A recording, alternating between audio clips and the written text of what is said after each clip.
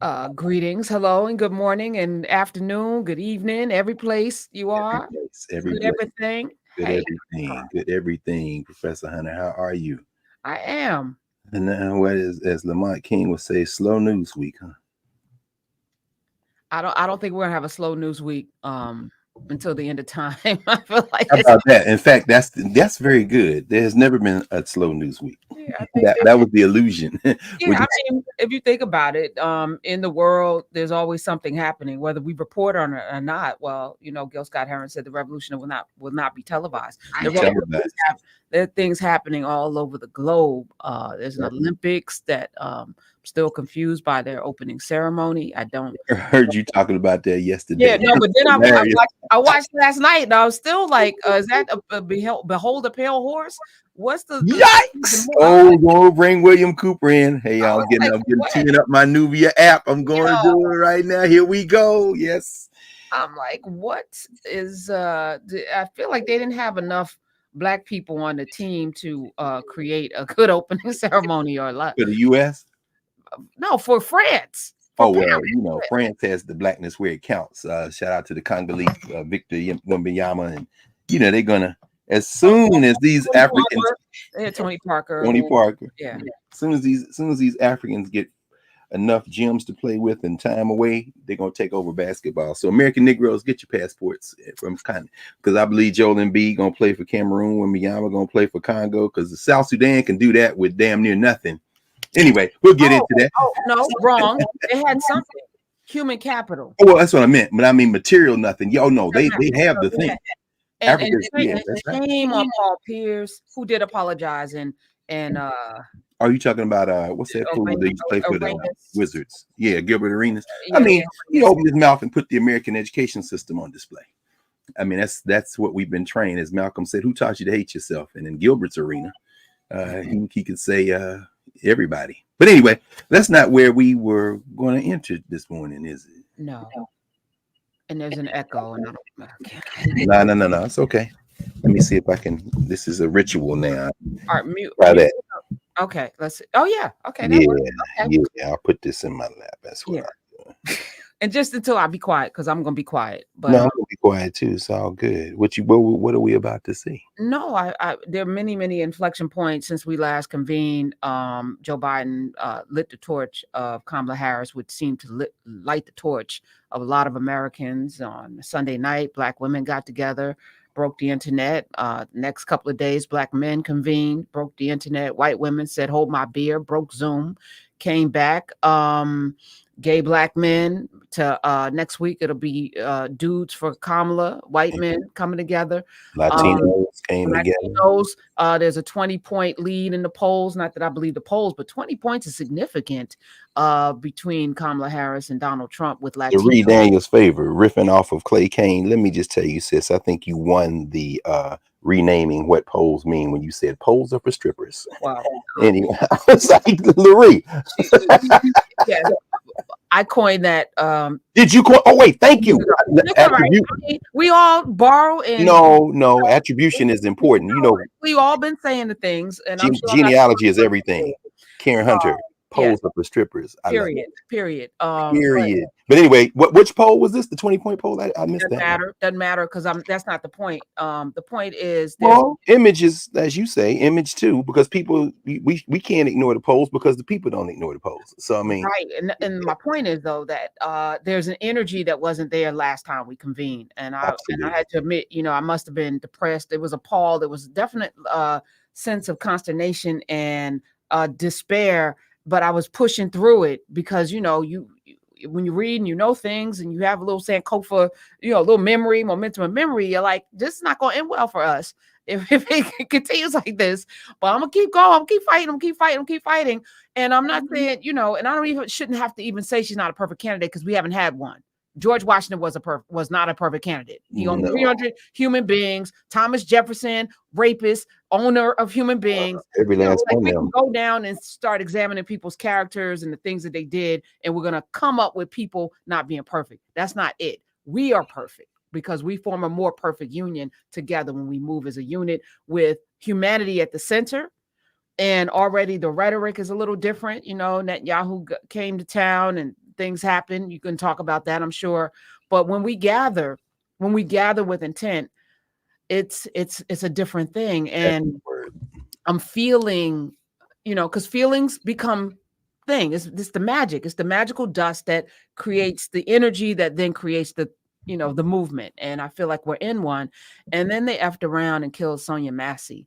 And I feel like, and I say they because it's that energy. Oh It's yes, that energy. it's a specific they, the race soldiers, the white nationalists, the patrollers, and their deputies, who are damn near everybody. So yeah, they killed Sonia Massey, the specific they. And what's happening is different than even Derek Chauvin killing George Floyd. I'm seeing police officers speak out, which I haven't really seen. They've been. I've always assessed that silence is acquiescence.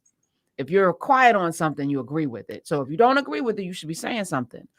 And I've always said good police officers, yes, most police officers are good. Then why aren't they speaking out when the bad people do things? It's an oxymoron. Yes, I don't see a massive, doesn't represent us. I don't see that.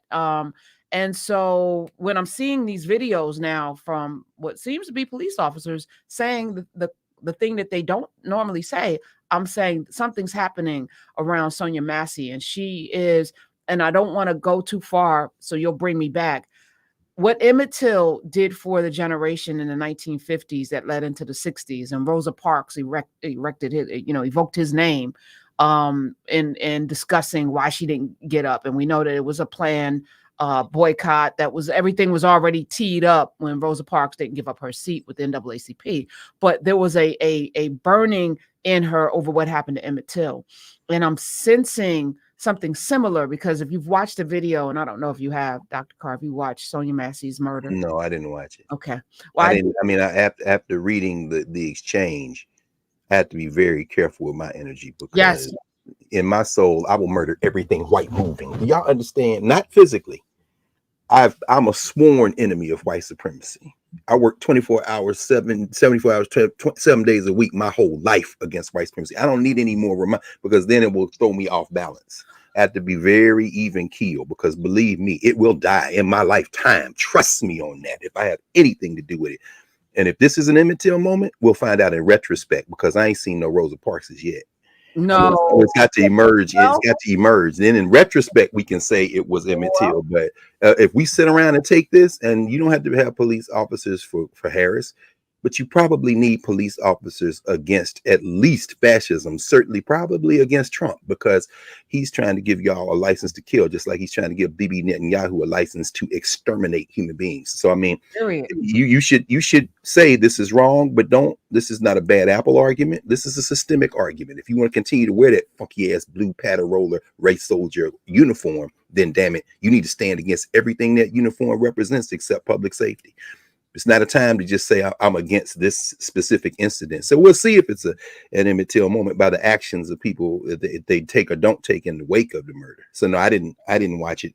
At some point I will, but I gotta get ready to go to Africa in a few days, and I don't want to be in jail before that. That's why I watched it by accident. And did you? Yeah, well, it came up and I was like, click. Oh. And I was like, what happened? So the first thing it was the physical size difference. He was this towering hulk of a man, and she's a little slight woman. She had on her night outfit, her gown and her head wrap, and and that's a vulnerable position to be in as a woman, to have on your nightgown. You know what I'm saying? It's and that's my mom and hers. That's all I thought about. My mama, me. No with your nightgown, and you are very vulnerable. She called the police because she felt somebody was a prowler in her home, and so they showed up for somebody that called them. And so the framing of that, I said I have to walk through it. So I did, and it was different than the stories that I read. To really watch it was so different. Because, our media, first of all, has very little commitment to storytelling properly in this iteration of it. And, I just want to also underscore, we don't need a Rosa Parks. We're all Rosa Parks. This is the difference between then and now. This We is can be. this is the difference between Obama and Kamala Harris. This is the difference between Rosa Parks in this moment now. With Obama, we were hoping for something. Now we are demanding something, and it doesn't really matter. Is you going to do what we say now? Because we also understand it's not about what are you going to do for us. It's about presenting a platform. And quietly, I'm hearing she's asking for it. So let's not Who's asking for it? I'm hearing that Vice President Kamala Harris is asking people to come with their platforms, because you can't, say, oh, do reparations, this and that, and you haven't presented. Well, first of all, somebody in Congress to go write the damn thing, put it up, so they can pass, gather enough, the way we did with the South Carolina flag, gather enough backdoor. There's a lot of backdoor working that needs to happen that we haven't done. Well, or that we have and hasn't been Okay, well, now it's called. accounted. Well, It's now got to be. Well, it could be. Well, we should get into that, because certainly the family, the vice president's family, is at least symbolically a very interesting, complicated mix of people that could go either way. And to your point, it isn't about Kamala Harris, just like it wasn't about Barack Obama. If we have learned, if we have matured a little, and I hope we have, we won't be able to talk about Barack Obama probably until maybe 2 generations from now, if we're still around. But at least if we've learned something since 2008, it should be, do not project your fantasies on somebody who's never said they were your fantasy. And once they get in, you should ride them no differently than you would ride a white elected official. Certainly that should be the case. But when you look at, and we'll talk about this, we look at her family, her father, who was been described as a Marxist economist, and that's not wrong. Her mother, who you could describe as a radical in her own right. Of course, they met in a radical study group, as we talked about in class. Her brother-in-law, who was Igbo, I'm talking about her sister's husband. Maya. Maya's husband, who is Igbo. Very interesting. No. That's her sister's husband, right? No. Her sister's husband is the lawyer for Uber that crushed the gig workers. But we'll get into all that. His mother and father met at Talladega in Alabama, Talladega College, which is very interesting to me, because his mother's father, his grandfather, is a Reddick out of Florida. And I'm saying, are you related to Lawrence Reddick, the historian, the first biographer of Martin Luther King? I'm saying there are people. Tony West. Tony West, yeah. No. You know what it is? It's her niece's husband who is Igbo. Okay. Yeah, her niece's husband is Igbo. So that's Maya's daughter before she married Tony West, who of course refers to Mina as his daughter, which she is, just not his biological daughter, but that's what it was. Yeah. But at any rate, there are enough elements around her to go in any direction. You got the African connection, you got the Jamaican and Indian connections, you got the civil rights connection, because I strongly suspect you got the HBCU connection, not just with Howard, but with Talladega, Tony West's people. You got a lot of people around, and then you have a brother-in-law who's a whole ass servant of the tech Silicon Valley boys, who don't have any problem with Kamala Harris, because when Prop 22 passed in California, which crushed the hopes of gig economy workers who wanted to be reclassified as employees, Tony West led the charge. He, with Uber and then Lyft, put a $200 million campaign out there to fool the people of California to get Prop 20. So in other words, this could go in any direction, but it's underscoring your point. Kamala Harris is an employee. She's our employee. God bless Beyonce. When Taylor Swift comes off the bench, this is going to be a wrap in the pop culture game, but do not mistake that for substance. You're absolutely right, Professor Hunter. When we gather, this is a very important point you make. All these people are pieces on the chessboard, and we're moving them. We are not the chess pieces. But anyway, go ahead. This is very interesting. And so what we haven't been able to do is really sit with things, because everything's like a fire hose of information. Everything. Yes, it is. Click, scroll. But I'm watching this unfold, and I was like, this is interesting. This one popped up, that one popped up, and then I saw one this morning, a police officer, and I said, I have not heard this kind of conversation, this coming out of, folk that look like this. Let me add him to the thing. Dr. Carr, I haven't heard that. So when I saw this, I was like, uh-oh, what was he gonna say? Yes. And then I hit play. So I'm gonna hit play. Hey guys, some of y'all have tagged me and some of you have messaged me for my take on the incident that happened in Springfield, Illinois. And my take is this: uh, Miss Sonia Massey had some things going on. That night it appeared Miss Massey needed help, but instead Miss Massey was murdered. That's my short take on it. Cut and dry. She was murdered by a thug that had a badge and gun and an evil spirit. The longer version is I watched this video. I had to rewatch it to make sure I saw what I thought I saw the first time, and it really bothered me, as I know it bothered you if you've seen it.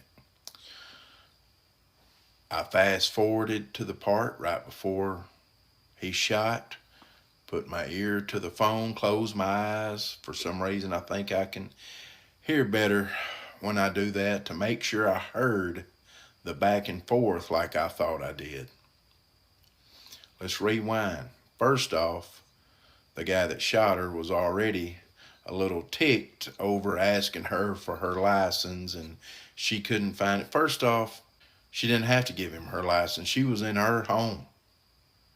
In her home. There was no reason for her to give him her license. Fast forward, pot of water. His partner is the one that told her to go around there and get it. He's standing pretty close. Situational awareness. He backs up and moves off to the side, kind of chuckling about it. He didn't fear her, but he wasn't taking any chances at all. Completely understandable. She asks, "Where are you going?" He says, "Away from your hot, steaming water." Then she says, "I rebuke you in the name of Jesus." But she's not talking to that guy. She's looking at the guy that ends up shooting her. He says, "Huh?" She says, "I rebuke you in the name of Jesus." This sets him off. I rewatched it. I listened. I rewatched it over and over. She is not trying to close the gap on him. She is not drawing back to throw the hot water on him. He goes off at being rebuked. I believe this wholeheartedly. Y'all can make fun of me if you want to. I believe this. What does he say? "You better effing not, or I swear to God, I will shoot you in the effing face." At which point, she's scared to death. Pot goes on the counter. Nothing in her hand. She cowers down, understandably. He saw her put the pot down. He keeps saying, "Drop the pot, drop the pot, drop the pot." She starts peeking back up. What does he do? Still nothing in her hands. Pot still on the counter. He follows through what he told her he was going to do. He shot her in the effing face. Murdered her. During the aftermath, does not administer aid, discourages his partner from administering aid, says on the radio, "Yeah, she's still breathing, but she's losing a lot of blood." No remorse, nothing. This guy should have never been in law enforcement, and he deserves to be in prison for the rest of his life. Law enforcement failed Miss Massey that night. She needed help, but she got murdered instead. That's my take, guys. God bless. Mm. You got to unmute, Dr. Carr. Okay, there we go. All right. Yeah. You know, there was a lot of calling for police to have body cams. Most of us knew that the body cams would not deter people from doing this because what they understand is that for its inception, they've had coverage from up above. And by up above, I don't mean God, I mean from the law. The law grants police officers the benefit of the doubt. They have, in most cases, what they call qualified immunity, right? Where there's somehow, which the Supreme Court just handed over to the Office of the Presidency as well, which is really odd. But or consistent or on brand with the United States of America. On brand, right? Yeah. So it you know, who cares if there's a body cam? Even though some of the body cams have been turned off, mysteriously broken. In this case, there was a boldness, almost like he was hell bent on doing, even asking to come into the house. There was no need to. Once you've checked the perimeter, and they clearly said, Dr. Carr, that we didn't find anything. Can I come in? And what then is her right to say at that point? No, right? No, you can't. Well, this is where I think it's important to think about this concept of what we think of as rights, which don't exist without the ability to enforce them. We have no rights except that we have the ability to enforce them. So can we come in? That race soldier, that patroller, those patrollers knew that they didn't have the right, but they counted on a sphere of violence, an environment of violence to force their way in. So whether you kick in the door with your jackboot or you ask quietly, may we come in, it has the same effect. You're forcing your way into that woman's homes because she does not have the ability to enforce that right. So is it a right if you can't enforce it? They effected a home invasion with the authority of the state. And they would then say, well, we had her consent. No, she doesn't have the power to give consent. Because what were you going to do if she said no? Walk away? Right. The answer to that is probably no. Or you would say that that's then probable cause for suspicion. See, these race soldiers, and I'm calling all you non-white people in the uniform that would back them up, or perhaps even to show off, use that force of entry question. They have a script. If no, let's go to the next on the checklist. Now we have suspicion. In other words, you coming in either way, which means there's no right at all. But anyway, go ahead. So she says, come I mean, in. but even you know, how many times have we heard, put the gun down, Yeah, shoot her, taser, you know, yeah, put the pot down, the pot was down, right? Yeah. So you're also, it's part of the race soldier script. They have a script. yes. Yeah. And so to your point, you know, this shooting hit me personally because I related to Sonia Massey and Sandra Bland, as you know, Sandra Bland more so because I'm somebody that's going to talk to you. You know, I'm going to talk. You're just not going to tell me what to do. Right. You know, and Sandra Bland, the whole thing was, you know, you going to tell me I can't smoke a cigarette in my own car? Right. Are you out of your mind? I know my rights, which she did. But to your point, Dr. Carr, we all know inherently we don't have rights, which is why there's fear when we get pulled over, Black people in particular with the 10 and 2, because we know that can go wrong. No matter what, we could be as right as the day is long, and we know if it's just a traffic violation, why you put my life in jeopardy? Exactly. Still had a gun license. No, it's and he was going to show I have a gun license. I have a license, I'm telling you. But it's not a gun violation. It's not a traffic violation. It's a being violation. Period. Being who we are is in violation of white supremacy.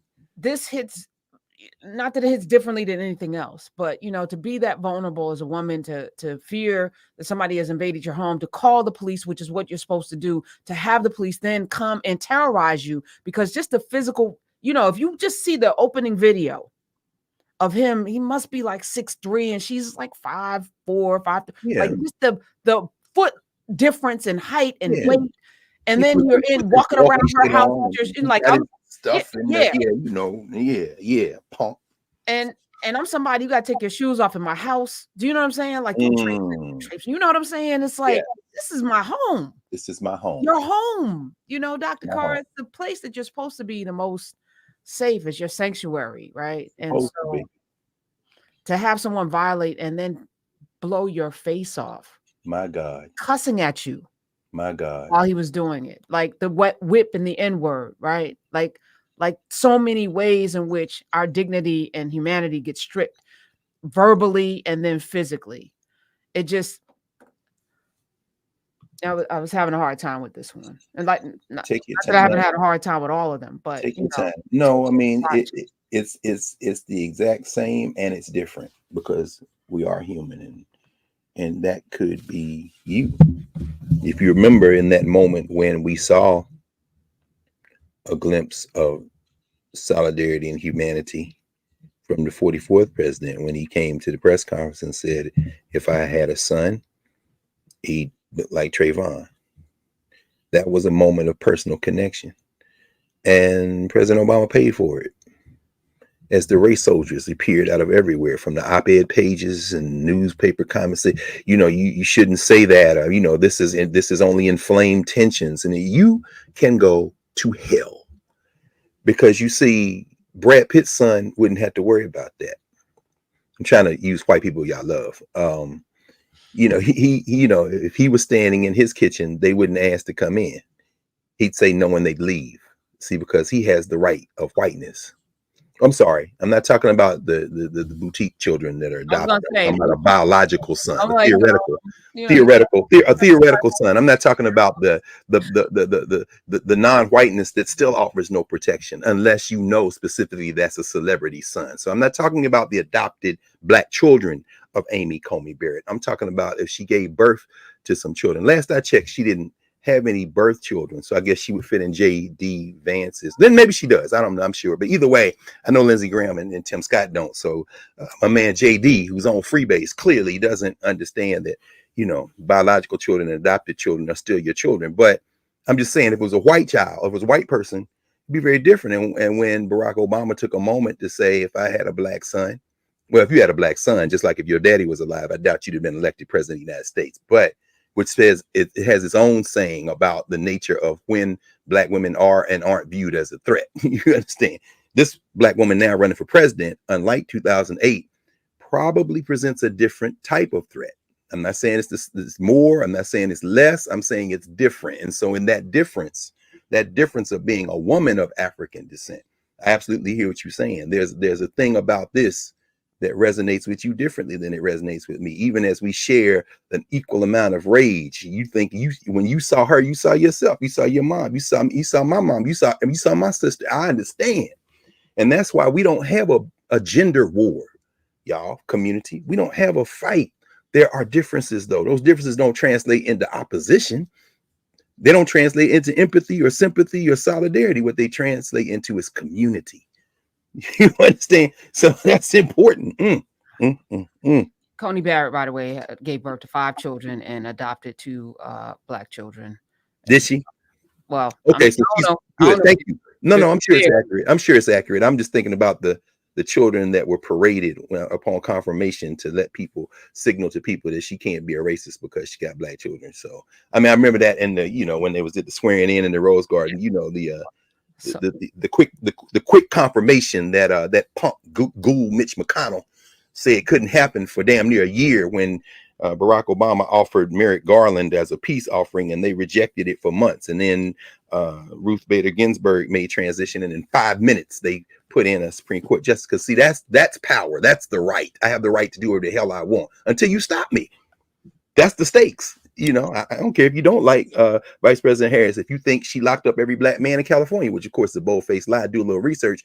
At the end of the day, if you don't pull that lever in that regard, and this is to my friends who think the courts don't matter, which means they've opened their mouth and told you that they don't understand the relationship between the courts and being in the United States of America.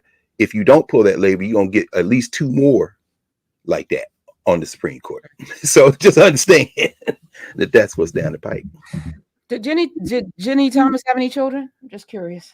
Oh, not biological that I know of. Okay, I'm just asking. Right. I think neither did Clarence. No, Clarence has a child. Is that his sister's son that they raised? No, he has a son that I don't think he claimed or something. Maybe. Hold on. Let me look now. Yeah, I'm trying to remember Divided Soul, which, as far as I'm concerned, the best book on Clarence Thomas. My Grandfather's Son by Clarence Thomas, while giving some insight into his upbringing and his Jamal. Yeah, Jamal is his sister's son, I think. Oh. I mean, look, confirm. Yeah, Hold on. confirm. Yeah, yeah. Who is Jamal, Adine, Thomas. Hold Yeah. on. Oh, now I need human verification. Sure. Yeah, because the not a AI robot. is taking over. Yeah, I'm not a robot. I am a robot. No, you're right. Hey, you are a human. Hey, young people watching this, and we had this conversation with our summer school students. By the way, shout out to the cohort that graduated from their program. They got their grades. They did fantastic. Last night I went up to Howard for the Carr STEM scholars and the humanities and social science scholars and their families. It was so wonderful to see the families of these young people. Y'all came out last night, and they're headed to Ghana in 2 days. They're going to West Africa for a couple of weeks, so they'll be in West Africa while we're in East Africa. But did you see it? Did you find it? Yeah, but it keeps my computer's trying to Let's see if I got Divided. I'm sure people in both chats. I'm sure the Knarrative Nubia family and the YouTube. Yeah. It's Kathy Ambush's son. Well, he was born in 1973. Couple had one child. Yep. It's the child he had with Kathy Grace Ambush. Really interesting. Or maybe so who was the other? Where was his sister? His nephew? Okay, let's see who the nephew is. Clarence Thomas's nephew. I think they are hacking my computer as we speak. I'm gonna say less though. Clarence Thomas paid for his nephew. Expensive. Mark Martin. Who is that? Okay. All right. Very good. Oh, thank you. Then you definitely. I had forgotten, because Mark Martin is the one. That's the one that Harlan Crow paid for. Yeah, that's his sister Emma's child. Emma Mae Martin's child. Thank you. I stand happily corrected. Yeah, but did he raise the other child? He raised that child. He did. No, did he raise his son? No, not the biological son. Right. Because he claims his nephew as his son, which is beautiful. But thank you for clarifying that, Professor Hunter. Because I completely blocked that part. I guess probably in part because it's irrelevant. That is no, it's absolutely relevant. Is it? Yeah, because these are the people who more often than not will lecture everybody else on values. See, it wouldn't be relevant, but you keep bringing it up. Ain't nobody brought that up, but you bring it up, and then if we say, well, what about, you be like, no, that's not real. No, you keep bringing the other thing up. I love that as a tactic. You know, yes. As long as you don't bring it up, then we can, unless you come out here and harm another human being, now we got a problem. But if anybody harm nobody, then we don't need to talk about it. But you keep it's so funny. I saw an interview with the another one of those white nationalists who is a beneficiary of affirmative action, true affirmative action, whiteness, Megyn Kelly, who keeps coming back because, like Chris Cuomo and everybody else, it's real hard to lose the benefits of whiteness. You have to work real hard to lose the benefits. You still gonna get a job. I mean, but I guess she was interviewing whatever the guy's name is, Vance. It's hard to tell, is it JD with or without? Anyway, I'm not sure. But anyway, the guy we know as JD Vance, and she was asking him, she said, I read your book, Hillbilly Elegy, and seems like you got some issues that are unresolved. And he's sitting there like, well, I've never been asked that question, but now since you mention it, maybe I do. Yeah, maybe you do, JD, because I mean, you keep bringing up things that then trigger people to go compare your life against those things, and it doesn't compare favorably, man. No. And now you got a guy in seclusion throwing bricks at televisions and cussing out and probably drinking more than he normally does, and who is regretting putting you on his ticket. So this is going to be interesting to watch this drama. Well, because Donald Trump don't like that kind of thing. You got a whole fool. They got him out here telling the world that he ain't even a Christian. What the hell? So discombobulated. He'd have told you, first of all, you ain't got to worry about no elections anymore. Don't worry about it. There'll be no more elections. Vote for me. Christians, come out. I'm not a Christian, but this is what he said. I said, did he say he's not a Christian and he's going to be canceling elections after he's elected? And well, they're not Christians either. And people say, well, you shouldn't judge other people's religion. No, I should absolutely judge other people's religion, because unlike many people, I actually read not every word in the Bible, but damn near close to it. Because, like you say, them old school churches make you read. You know what I'm saying? If you're going to be in a Bible study on Wednesdays, I got tested. So, oh my gosh, you haven't tested him. I see. memorize scriptures. Don't come for them kind of people in the church. So y'all not Christians. David Walker said that in David Walker's appeal. But they don't care. Even if they don't care that he's not a Christian. They think they're Christians, and they know that it doesn't matter whether he's a Christian or not. He's the sword of their concept of God. I wonder how they suss that out, because it's clear in Revelations that there'll be a false prophet, that will rise up, and many will believe, and I'm saying he's the poster person for everything. They'll wear the number and the name on their forehead or their right hand. Some are saying that MAGA hat is the mark. Is the mark of the beast.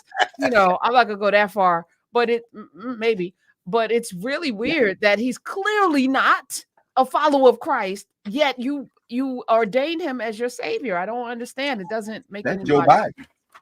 Right? That's Joe Biden. Joe Biden is the false prophet, right? And Kamala Harris. Look, this is today's Financial Times satire, weekend. y'all. Satire. Is it though? Look, you see this fool, this Franklin Graham. That's Billy Graham's son. That's a horrible picture of him. But of course, I think they did.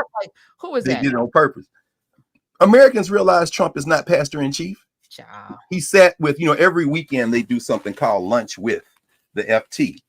And this was lunch with Derek Brower of the Financial Times. And the headline, of course, as you just saw, Americans realize Trump is not the pastor in chief. He says, the scion of a famous dynasty, the evangelical leader is one of Donald Trump's most vocal admirers. Over prime rib and apple pie in North Carolina, he talks to Derek Brower about why so many churchgoers backed the former president and the threat he sees to U.S. religious freedoms. I guess really, without trying to summarize this long article, the big read for the weekend, the FT lunch with Franklin Graham. False prophets, very interesting concept. As you say, let's just say in a sentence, the tool ain't got to be a Christian as long as he's doing God's will. And what these hillbillies think is that, I shouldn't say hillbillies because there's been an elegy written for them by someone, I can't remember. Oh, the same guy that threw him under the bus, J.D. Vance. But the point is, they don't see this. It isn't necessary for the right arm of God to be Christian. What's animating that is the body of believers, and these clan adjacent hillbillies. Because remember, the Nazis thought they were Christians too. They thought they were, that Fourth Reich was going to be a glorious kind of extension of that mission. So you can convince yourself of anything when you're a religious fanatic. I mean, if you're going to be a religious fanatic, you can say you're a Christian and be in the Klan, or you can say you're in Al Qaeda and call yourself a good Muslim. So I mean, it's it's the same. It's the same thing. That comparison is not unwarranted because this guy Grayson might be a churchgoer. And, it's very important to remember, again, this new journey that we're embarking on. I guess I should say more specifically, I'm embarking on because, this 3 days a week with Sirius sitting in Joe Madison's studio trying to hold it down has been something. And I know Lamont has been riding with you for a long time, and so it's kind of new for me, but I tell you, it was interesting because I've been not uncritical of Ben Crump often. And he came in by Zoom with us yesterday morning for a conversation. And, it's very interesting because one thing you can't say about Ben Crump is that he doesn't show up. He's showed up everywhere. You can be very critical of that kind of wide spectrum approach, but at the same time, I've said this, regardless of what I've said or thought about some of the courtroom work, I would say that, in terms of a combination of how to stay in the public eye and bring to bear public pressure at the same time that you coordinate. And again, as Cliff Albright, who was also on yesterday morning on Sirius 126, said, this idea of relationships being infrastructure, being able to coordinate and connect with lawyers and things like that. That's a very powerful tool. And I'm glad that he said what he said about Kristen Clark. But I just wanted to say very quickly, I'll stay there. I just would say in 10 seconds, he said what was going to happen after he got off the air. And I sensed a bit of hesitation because they had to confirm, but probably within an hour or two, the vice president called the family of Sonia Massey, and he said she was going to do that. And so I just wanted to, but go ahead.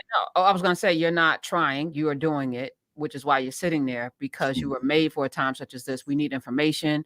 We need verified sources. We need people who care about us. We need people who have a long history of having done a thing, which you have. And being on the radio is one of the most powerful vehicles we can have to reach people. And we need people with integrity sitting behind those microphones every day, which is super important. And people that want to get it right. And also the tightrope of talking with people that you also have to hold accountable. People that you've criticized. You know, a lot of people don't even come on my show, Dr. Carr. What you say? They don't even come. They don't even come. And it's okay. Everyone's invited. It's okay. I mean, it's nothing I can do about it, because I also understand most people don't want to be asked questions that they, in a way that is not just giving you flowers, because we can do both. Yes. I never invite people in to beat them up. Right. I'm always coming in with the honest desire to extract, even if I know in my heart that you are an op. And, even if I know in my heart you are doing this for yourself, I feel like there's something this audience can learn. So my job is to extract. When it goes left is when I ask a question that you aren't prepared to answer. And if you are in a public eye doing the work, you should be prepared to answer any question. And I will never allow you to give me prepared questions. So anybody you hear on my show, they haven't told me what to ask them. They haven't told me what I can ask them. And, if I choose not to, it's because I want them to come back and have a conversation. So, Wes Moore comes in, he doesn't ask for anything. He just shows up. But this is a relationship we're developing, because this audience needs somebody that they can hold accountable. Wes Moore is a very interesting person, isn't he? Yeah, no, and I have to bring him up. Him, the brother that, now I can't think of his name, the actor that I love, and is also a Taurus like us, who was running for Senate. Are you talking about in Michigan? Yeah, Doctor. Damn it, went to Harvard Law with Obama. Yes. Yeah, I see his little face. Phil Harper. You said his little face. His little face. He got what we call cat faces. He got that little cat face. He got that. You said I see his little. It's funny how we use our hands. He said I see his little face. But yeah, now he shows up. No and so I feel like, to your point, people who show up can be pushed. Just like we had a little conversation before, and you said something to me, and I was like, okay, I didn't see it that way. Thank you. We need to be in community with people so that we can get it right for people. Do you know what I'm saying? Anybody that's in a little bubble vacuum, just in a circle jerk of just listening to the same things that aren't being pushed against, that's not somebody that can lead. Because true leadership is about the community. Everyone talking, it's like, oh, I didn't see it that way. Thank you for that perspective. I wouldn't have gotten it otherwise. So same here. Say that. Same here. And it's funny because thank you. No, seriously, that means a great deal. It's we make that road by walking it, and with specific regard to Ben Crump, it's interesting because one of his dear friends and comrades is our sister Ajwa, and she always tell me, she said, Ben is out there, he's working for us. I said, I know. And so it was interesting though yesterday talking about that, because again, he was the one who said that Vice President Harris was going to call, and she did. And people think, well, the call, what you going to do about it? Well, it's both and, because we live in an idiocracy. And in an idiocracy, image means even more than it would in the type of society where there was a critical mass of people who put reasoned, considered, debated, discussed information into conversation and then made decisions and then moved accordingly. That's not the society we live in, which is why so-called, like say imperfect, and we're all imperfect, as you say, Professor Hunter, but imperfect people become proxies for the hopes and dreams of everybody else. Presidents of the United States are symbols, just like kings or Congress people, city council people, or queens. I mean, it's only a titular head. Every year that we go to Kemet, I obsess for the summer before over what I'm going to take in terms of reading material. I obsess over that more than what clothes. I mean, clothes, you can get clothes just about anywhere you need. I mean, if I ain't bring no clothes, I can find some stuff over there and wash it and wear it. But the books, that's important. So I said that because right now I'm going back and forth about what handful. When I first started going, we first started going many years ago, I would bring more materials on the Nile Valley and on Africa generally. But I don't take students anymore like I used to. So there are resources and most stuff. If I needed something specific, I can get it there. So it's not a big deal. But I'm going through all that as a backdrop to this. I've been rereading a book I actually got last year that I don't think I'm going to put in the bag because I got to be judicious about this because I'll carry 20 books over there and then get another 50 while I'm over there. So I mean, you got to worry about weight when you bringing luggage back and forth.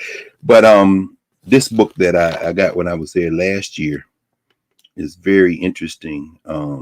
Miroslav Barta's book, Analyzing Collapse, the Rise and Fall of the Old Kingdom. Some of you all who were here when we were doing in class from the Nile Valley, which we will be doing next week and the week after.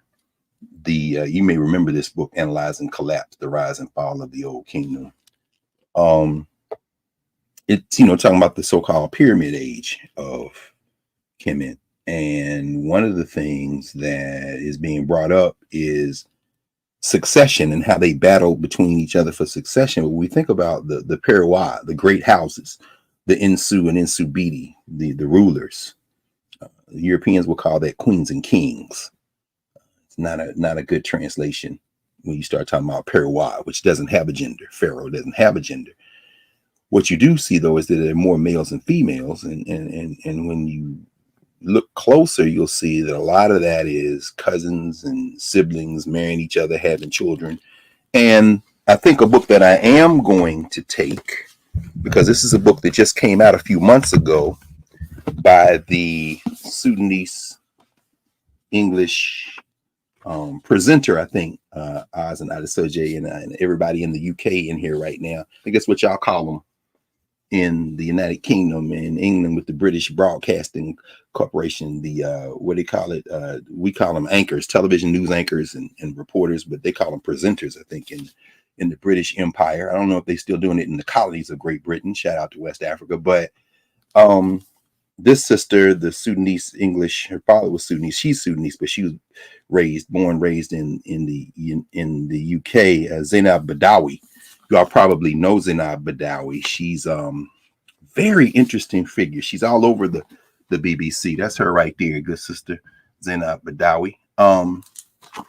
You probably, if you go on YouTube, you can see the entire series upon which the book I'm about to show you is based. She's done a whole series on the history of Africa. It's available freely in those YouTube streets. And by the way, if you're on the YouTube side of our conversation this morning, hit that like button.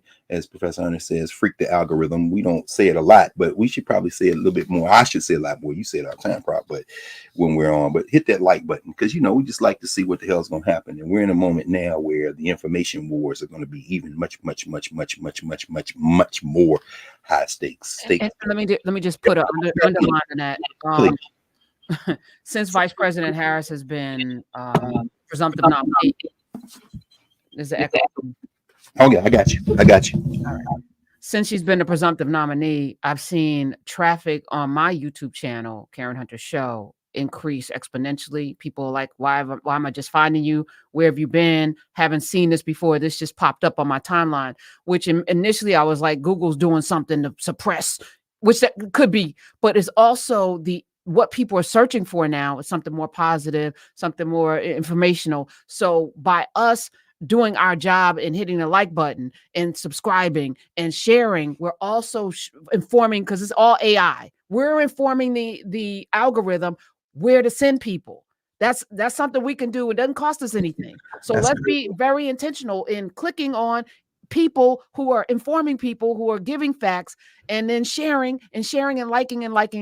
Don't wait. Don't not do that. If you're going to be here and you're being fed by this, even if you don't like us, hit the like button because other people need to know.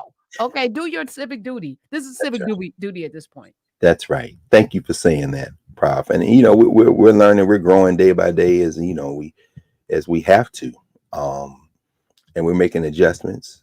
And I'm being more measured now than I would normally be. Although I've tried to be in the past, I tend to get out of that rhythm because I'll be ready to, to take it in another direction. But I had to be very mindful of that. And what you're saying is very important, because we did make a very deliberate decision to stay in the space that was more accessible precisely for this reason. And things are going to get a lot hotter now. They're going to get a lot hotter now. Last week in our conversation, as we were talking about not missing the point, not even 24 hours later, the current president of the United States, the hit job was completed by the Mandarins, by the Pharisees and Sadducees of the Democratic Party. They pushed old Uncle Joe on out to pasture. And in a final, reminds me of that last or near last scene, penultimate scene in Constantine. Those of you comic book fans know John Constantine from the comics, but most people probably, if you know him at all, know the character that Keanu Reeves played in the movie based on the comics, Constantine. And in that moment when Satan is going to drag him to hell and God stops him and brings him into heaven, as he, or at least begins to rescue him from hell, John Constantine, being drawn toward the light, turns around at the end and throws the finger at Satan. Well, metaphorically, I don't know. Maybe we'll never know. Maybe Biden will put it in his memoir. Maybe his wife will write something later on, Jill, who is currently at those Olympics in Paris. Or maybe it'll be some reporter who will finally divulge what was known, or a staffer. But I don't know whether or not the strong endorsement of the vice president was something that was in the playbook of the Mandarins who did the hit job on him. Shout out to Nancy Pelosi and whoever else was with her, and whoever else may have had another candidate in mind. But as Joe Biden was going toward the light, he just kind of turned around and said, "I endorse Kamala Harris to be the."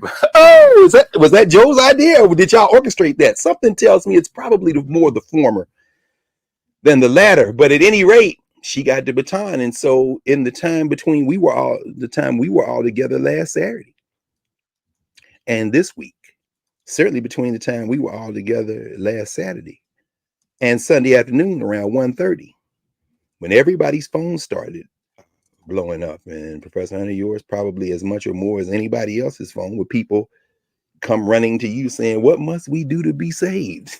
The world shifted. That didn't change anything we were talking about last week, but it does allow us to focus a little bit closer and to remind ourselves at this critical moment when we should be pushing those algorithms, when we should be considering the fact that thousands are now and growing subscribed in Knarrative and join us in Nubia every day of the week. Certainly, Monday nights when we're in office hours, the conversation now has an elevated significance, and it requires us to be all that much more focused, and I include myself in that. So everything shifts as we talk, and as we think about it, we make those adjustments in real time. So whether you're pushing the like button, or whether you're packing a bag, getting ready to go somewhere with a bunch of people and thinking about what you should take and what you should be thinking about as you're going through, again, we're going to be sitting in the Nile Valley talking about ancient Africa and its connections to today. And in that work, I may not go as specific or as much specific as I would in terms of what I pack, but I'm thinking about this particular text, An African History of Africa, which is Zainab Badawi's book, companion book to the series. Actually, it does a lot more work than the series does in some ways, An African History of Africa, From the Dawn of Humanity to Independence. Very interesting book, and I raised that in this context. As you were talking, Prof, about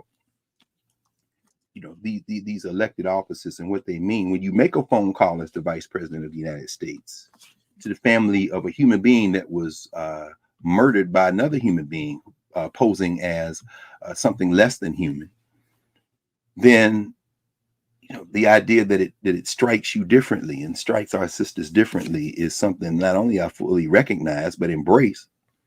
And people would say, well, that's just a phone call. What are you going to do? It's not either or. It's not oppositional logic, as our sister Marima Ani would remind us. It is appositional logic. It's both and. Symbols matter, particularly when you're talking about elected offices that aren't just about policy, but are also about focal points for us as societies to rally around. You see, there are a couple of dimensions. If we think about this in our Africana Studies framework, in the social structure category, who are Africans to other people, and what is the context in which African people live our lives? What social, economic, political context in which what is the context in which we live our lives? A president, a governor, a senator, all these things, these elected offices that have some platform and profile beyond a state representative or a city council person or a school board member. These offices with the most prominence in the public also carry symbolic value. So there's two things. They have the symbolic value and they have the substantive value in the sense of policy making and those kind of things. And so, it may very well be.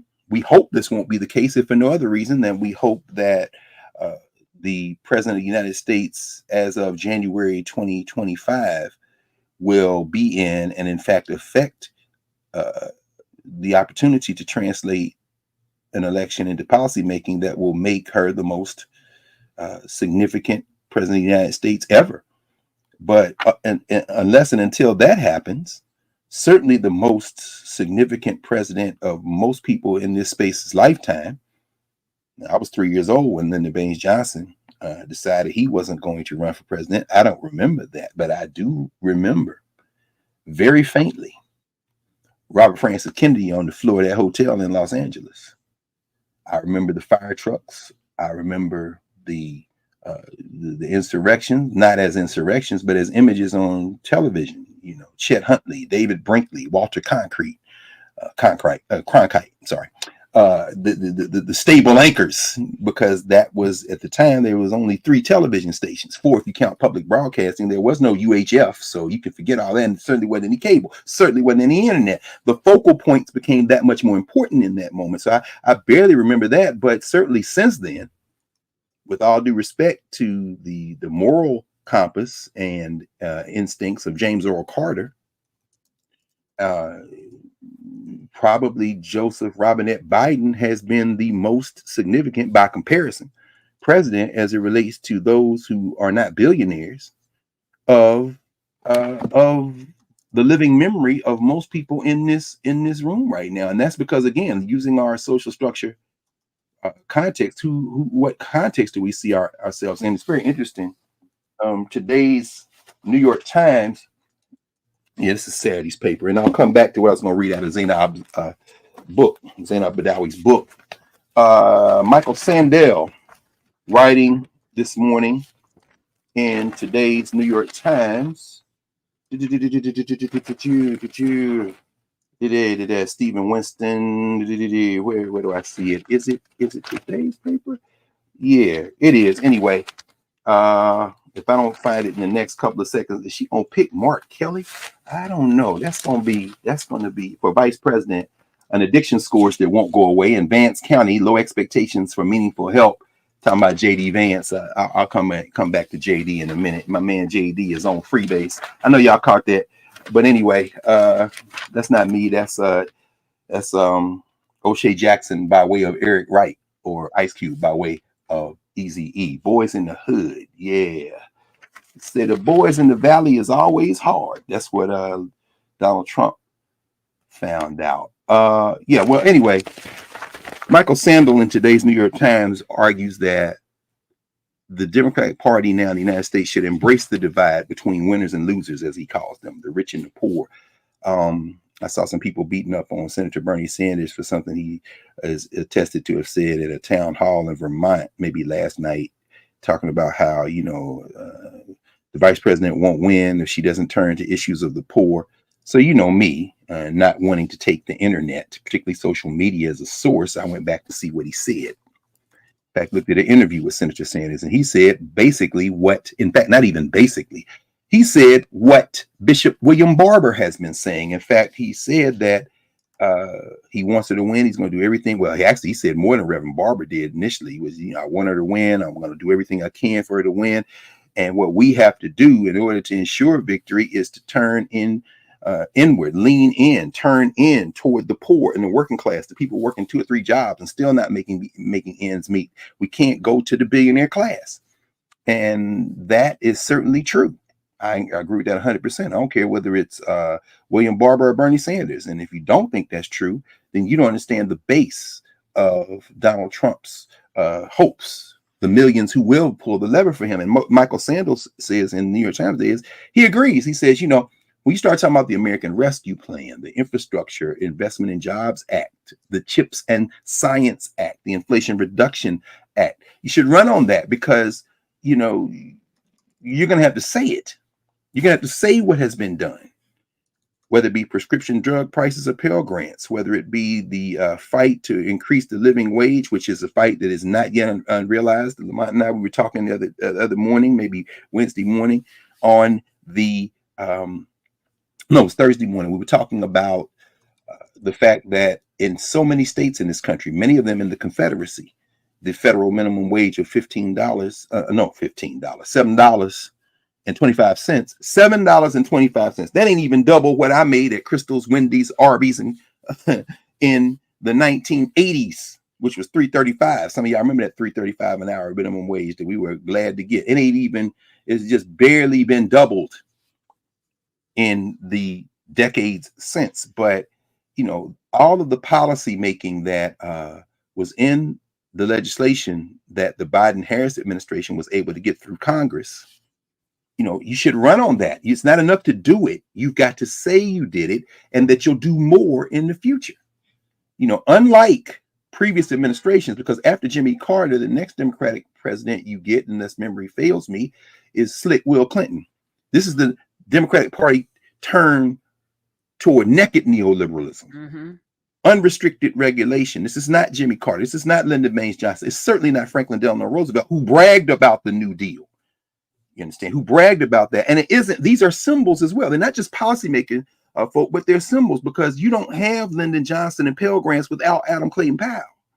You understand? You don't have the ability when Jimmy Carter creates the Department of Education, which in Project 2025 they want to eliminate. You don't get some of the legislation that is passed without the Congressional Black Caucus and the so-called liberals, the real true liberals in Congress. And even under Donald J. Trump, there's still a few misguided people. Hopefully some of you are here today so you can disabuse people of the notions that Donald Trump did anything for HBCUs. You better go look at Alma Adams out of North Carolina, Bobby Scott out of Virginia, and the legislation that made it to the President of the United States' desk so he could take his Sharpie and sign his kindergartner signature on it did not come from Donald Trump. And that under Biden, Joe Biden and Kamala Harris, that you got real funding turbo boosts from the United States government, the federal government. These things, as Michael Sanders says right in today's New York Times, you've got to run on them because after the Democrats take the full neoliberal turn, they put deregulation on their agenda as well. Because the people who own them, the lobbyists who own them, more and more of them said, we don't want the public being able to intervene. There's a reason why, as I told y'all last week, I think I started reading this Central Bank Capitalism. No, I talked about this in office hours because I hadn't gotten this book yet. About this after we got off our conversation last weekend. Central Bank Capitalism, Monetary Policy in Times of Crisis. This is Joshua Wilber's book. Very interesting. Central Bank Capitalism, Monetary Policy in Times of Crisis. I'll just read you the blurb, the reason after, and then I looked at the table of contents, the index, and kind of scanned several of the chapters, and this is why I took it home. He said, today's global financial system bears little resemblance to what it was at the end of the 20th century. Shadow banking, financial activity taking place outside existing regulatory frameworks, has grown so important that it now serves as the backbone for the entire system. The shadow banking system, however, is highly unstable, and the main reason why the financial system has remained in crisis mode since the 2008 financial crisis. Who got elected president in 2008? We'll come back to that in a minute. To maintain stability, central banks like the Fed and the European Central Bank have come to use radical new monetary policy instruments, which were inconceivable until very recently. Without intervention on the part of central banks, existing financial systems would completely collapse. As Joshua Wilberger shows, there's been a radical change in the state-market nexus. State-market nexus. In other words, the relationship between the state and the market. the market being driven by these unregulated banking institutions. So where they meet, and it's funny because the vice president loves Venn diagrams. There's a clip of her talking about, I love these Venn diagrams. I just love how you see the nexus point where they converge, where the nexus point between the state, the government, the federal government, local government. Remember FDIC and the fact that you put your money in the bank, if you got less than $250,000 and the bank, which is basically a gambling institution, gambles with your money and it disappears, the feds will cover it. That came under the New Deal administration. That's regulatory. That's a regulatory institution. One of the things that the Federal Society and their friends who now occupy the federal bench at a majority of the Supreme Court level and many of the federal courts of appeal want to get rid of. And then the financial institutions that are beyond the capacity to regulate, the nexus where they meet is that little sweet spot of regulation. And what these people are trying to do is get away from that. And they're buying more and more people in the government side to try to separate the two. But as those nexuses come together, and by the way, let me drop this footnote and continue going, because I saw this in the paper this morning and I laughed about it because I didn't know what it was until, until today. But I mean, I knew, but I didn't have a nice attestation where I could quote something that would give me a little bit more of the history. But, and forgive me because I'm just not up on the pop culture like that. If I can find it quickly, which I'm going to have to find quickly because I need to be able to cite it for everybody. Where is her picture? Where is her picture? Where is her picture? It must be in the front section of the FT, which it probably is because it was a big picture of her in here. And that's what, here we are. I didn't know what a brat was. Bard of Brat issues a Gen Z rallying cry. This, of course, is, how do you say it, Proud? Who is Charlie? Is it Charlie XCX? Is that what they call her? I do not know. We're in the same generation, sir. That would be what? Basically, so Charlie 60. Charlie 60. I don't know. Anyway, who that is in Roman numerals. The reason I bring it up is because it begins with the headline here by Lala Raptopoulos, the British pop star, is providing the soundtrack to Harris's presidential campaign. So I thought about that when she's talking about those Venn diagrams coming together and things like that. These little clips. Have you seen the one where you said, my mother used to say, you know, you act like you just fell out of a coconut tree? She starts laughing. All these memes that they wanted to attack her with, these young people have turned into assets in the early Harris campaign. And then I saw her laughing and they got her laughing on the track. and then in green, a flash is on the screen, brat, brat, brat, brat. And now it's like this thing now. Some of y'all know what I'm talking about. Brat, however, I didn't know. This is the author of Brat. So it says, if you are texting the culturally aware teens in your life to ask, what is a brat? That would have been me. I'm here to tell you, in the words of Charlie XCX's fans, and somebody in the YouTube chat or the Nubia chat, explain how to pronounce Charlie XCX, because I'm thinking that that's how to do it, or at least or do the translation for the Roman numerals, but maybe not. Wait, you would have to believe that she knows Roman numerals. Oh, in order for it to be translated. So I'm gonna say the way you're saying it is probably So oh my God, that's true. Oh wait. Some people have speculated it means kiss kiss. Okay, They don't even number at all. Good point. So yeah, like good point, Prof. LOL. LOL, right? If YK, and I don't. Okay. This says, you have almost certainly known Charlie for longer than just a week, if you know. Oh wait. If you're texting the culturally aware teen in your life to ask, what is brat? I'm here to tell you, in the words of Charlie XCX's fans, that brat is a state of mind. You have almost certainly known Charlie for longer than just a week. Her 2012, damn, this child is ancient in social media. Her 2012 collaboration with Icona Pop, quote, I love it, end quote, with its irresistible crux, quote, you're from the 70s and I'm a 90s bitch, end quote. I guess that's a line, is a staple of wedding dance floors. Well, I'll be damned. Oh my God. And you may have also heard her 2014 hit Boom Clap, a top 10 single in which, quote, the beat goes on and on and on and on. This June, Charlie released her 6th album with a slime green cover. That's that slime green I saw they were superimposing over in a flash over Kamala Harris with Brat, with Vice President Harris. That word says that this June, Charlie released her 6th album with a slime green cover that went inescapably viral. Its words spelled out in lowercase, lo-fi, pixelated font, Brat. All right, somebody, did y'all put it here? I love it was everywhere. Thank you. You don't like my music. All right, very good. Yeah. Oh, yeah. That wouldn't be. Let's see. Says that word, which from the 1500s meant beggar's children and evolved to mean spoiled, unsavory ones, was rebranded by Charlie and her team, then embraced by the internet, carrying Vice President Kamala Harris's presidential campaign on its shoulders. Originally, Brat meant, according to Charlie, quote, that girl who is a little messy and likes to party and maybe says some dumb things sometimes, feels herself, but then also maybe has a breakdown. It's very honest. It's very blunt, little bit volatile, end quote. But when Joe Biden dropped out of the race and endorsed Harris, the popular enthusiasm for both women warped and fused. Memes bubbled across the internet. Clips of Harris tinged in green asked if we think we just fell out of a coconut tree. Gay men partying on Fire Island with Kamala t-shirts in Brat green appeared in less than a day. Harris's campaign quickly embraced the memes. And when Charlie tweeted, quote, Kamala is Brat, is in all caps, Brat. When she tweeted that, the word grew to fully envelop her, and the race was on.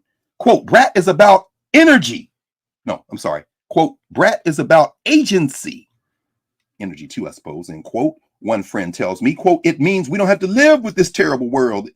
End quote. Quote, Brat is action, baby, says another. Brat is, says a third, quoting a Harris speech, what can be unburdened by what has been. So, friends, now we all know what Brat is, thanks to Charlie X.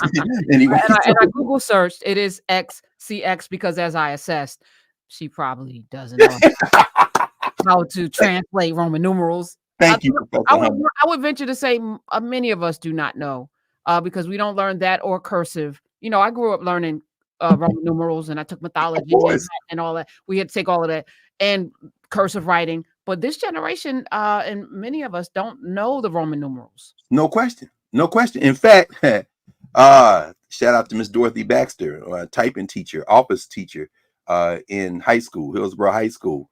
You know, that was perhaps my most valuable class. Well, that and Miss Barbara Gray in English, Black woman, where we learned. And of course, Miss Jeannie Scott, whose granddaughter just graduated from Howard. I hadn't seen Miss Scott in decades, who taught us civics, which we all had to take. During the Atlanta child murder, she was the one who had us wearing those ribbons in high school. And so shout out to those three Black women. But, you know, I learned typing in Miss Baxter's class. So we got there. And now, where did they learn? Did they teach typing in high school? I'm not sure. No. What was her name? Mabel? Was it Bacon? What was the name of the typing teacher? Oh, you remember? Yeah. Yeah. It was a Black lady, the typing book. What was the name of the Mavis Beacon? Right. Oh. Yeah. Mavis Beacon. Oh no. So you got me looking it up too. You're right. So it's not the Roman numerals, right? So anyway, yeah, but I brought that up because I thought about that when we talk about the nexus and Kamala Harris, Vice President Harris, talking about nexus. And I'm sure that clip of her talking about, I love Venn diagrams. You do too. You know what I'm talking about? That's going to find its way into one of these Brat videos going viral. Every time she laughs and, you know, they're going to make Brat, which has a volatility, but also could go either way. We got to be careful with this stuff. But anyway, the Venn diagram was what I was thinking about. The nexus is what I was thinking about. And in this book, Central Bank Capitalism, Monetary Policy in Times of Crisis, it's about the nexus between the state and these unregulable financial institutions. Unregulatable. You can't regulate them. Financial institutions. So he goes on finally to say, with governments refraining from strong and comprehensive fiscal and financial regulatory policies, central banks have become the main stabilizing force and the nodal point of financial circulation. These overburdened institutions are called on to make near daily interventions to avoid crisis. Woolweber calls this historic phase central bank capitalism. His book offers a lucid account of our current state of permanent crisis with its new dilemmas and paradoxes that pose enormous challenges to financial and economic stability. I'm raising that to say that these financial institutions, I don't care whether you're dealing with dollars, yuan, pounds, the euro, or cryptocurrency, you're talking about institutions that are increasingly beyond the capacity of any state apparatus to regulate. The people who own those institutions and the profits they generate and the control they give want to buy as many politicians who make policy as possible so that whatever little tiny nexus point remains, they can control even that nexus point. So when Bernie Sanders says that you should be fighting, the Democratic Party should be fighting to put policymakers in place that will fight back against these institutions, which increasingly have this control over our lives, over the dollars we spend, the yuan we spend, the cryptocurrency we think we can somehow evade them by accumulating. Sanders is like, no, we need stronger regulation. As John Boy Roberts, and the wholly owned subsidiary of these people called the Supreme Court of the United States continue to have rulings. This is the problem, friends, with the Chevron doctrine we talked about a month ago. The idea of destroying the administrative state, the capacity to have any regulatory power over these institutions, even as we see that without the FAA, without the ability to regulate transportation, whether it be in any form, at least in a overly what they would consider oppressive form for business, then you may have the news that came down this week as we see the stocks in the IT world and even AI world begin to devalue a little bit. They're still making profits, just not as much as they thought they were going to make. And the airlines now saying that they're going to raise ticket prices because they see that the glut, what they would call a glut in the capacity of airlines to offer trips, has made them lower their prices, which means their profits still exist, but a little bit lower is going to lead something like most people won't find out till they pick up the paper and find out what was released this week, which is Southwest says that they're going to now start giving assigned seats and charging extra for assigned seats in the front. Yeah, so if you fly in Southwest, understand that when when your charge goes up, when your ticket price goes up and you start having to fight for assigned seats, now you know why. These companies want unlimited profit. And what Sanders is saying is that the state has to intervene on behalf of the people, and that the Democratic Party, which gave itself over to the neoliberals most effectively with the Clinton era, and by the time you get to 2008, which is where Joshua Woolrubber's book kind of takes off, that bailout to those big banks who were gambling with your money in this new era of unregulated, take that part out of the Venn diagram, the state that is, and let these financial institutions, central bank capitalism, do whatever the hell it wants. Those institutions, as they superheated and overheated in what he is calling the permanent crisis phase now of the political economy, the global political economy, who bailed them out? The very same state that you are supposed to be able to rely on. And as of January, at the election of 2008, 2009, you know who was the head of the government, of the federal government of that state? Barack Obama, who had a choice to make. All you have to do is read the book Confidence Men. And you can talk about the Wall Street boys, the Secretary of the Treasury under Obama, and all of them who made a decision to take that money, including your money, and bail out the big banks. And when y'all came with your mortgage payment, they was like, nah, we gotta slow that down. Why? Because the business of America is business, and the business of business is unregulated financial institutions that exist beyond the scope of the state to impose anything on them. So when Bernie Sanders or Reverend William Barber say that the Democratic Party, in order to win elections going forth, should embrace not that neoliberal Clinton model that Barack Obama inherited, and whatever his political instincts were or weren't, they did not, in terms of the action phase of whatever was going on in his head, translate into relief for you, even though there were some cool concerts at the White House and his wife is beautiful and smart and the kids are beautiful. Yeah, all that's nice. The mother-in-law, clearly top shelf sister, no question, elder, beautiful thing. But in terms of your pocketbook, friends, let's be mature. That didn't translate into a victory. And in fact, at the end of the two Obama terms, we got stuck with the bill because Hillary Clinton represents Bill Clinton, represents the neoliberal phase, and Donald Trump represents the racist, populist. Somebody is making it so that you can't afford to get your beer on Saturday night and you ain't got no teeth. And guess who it is? It's them. Even though that was a bold-faced lie, it was all of y'all. Donald Trump was able to translate that anger, which is what Sandel is remembering in the New York Times this morning.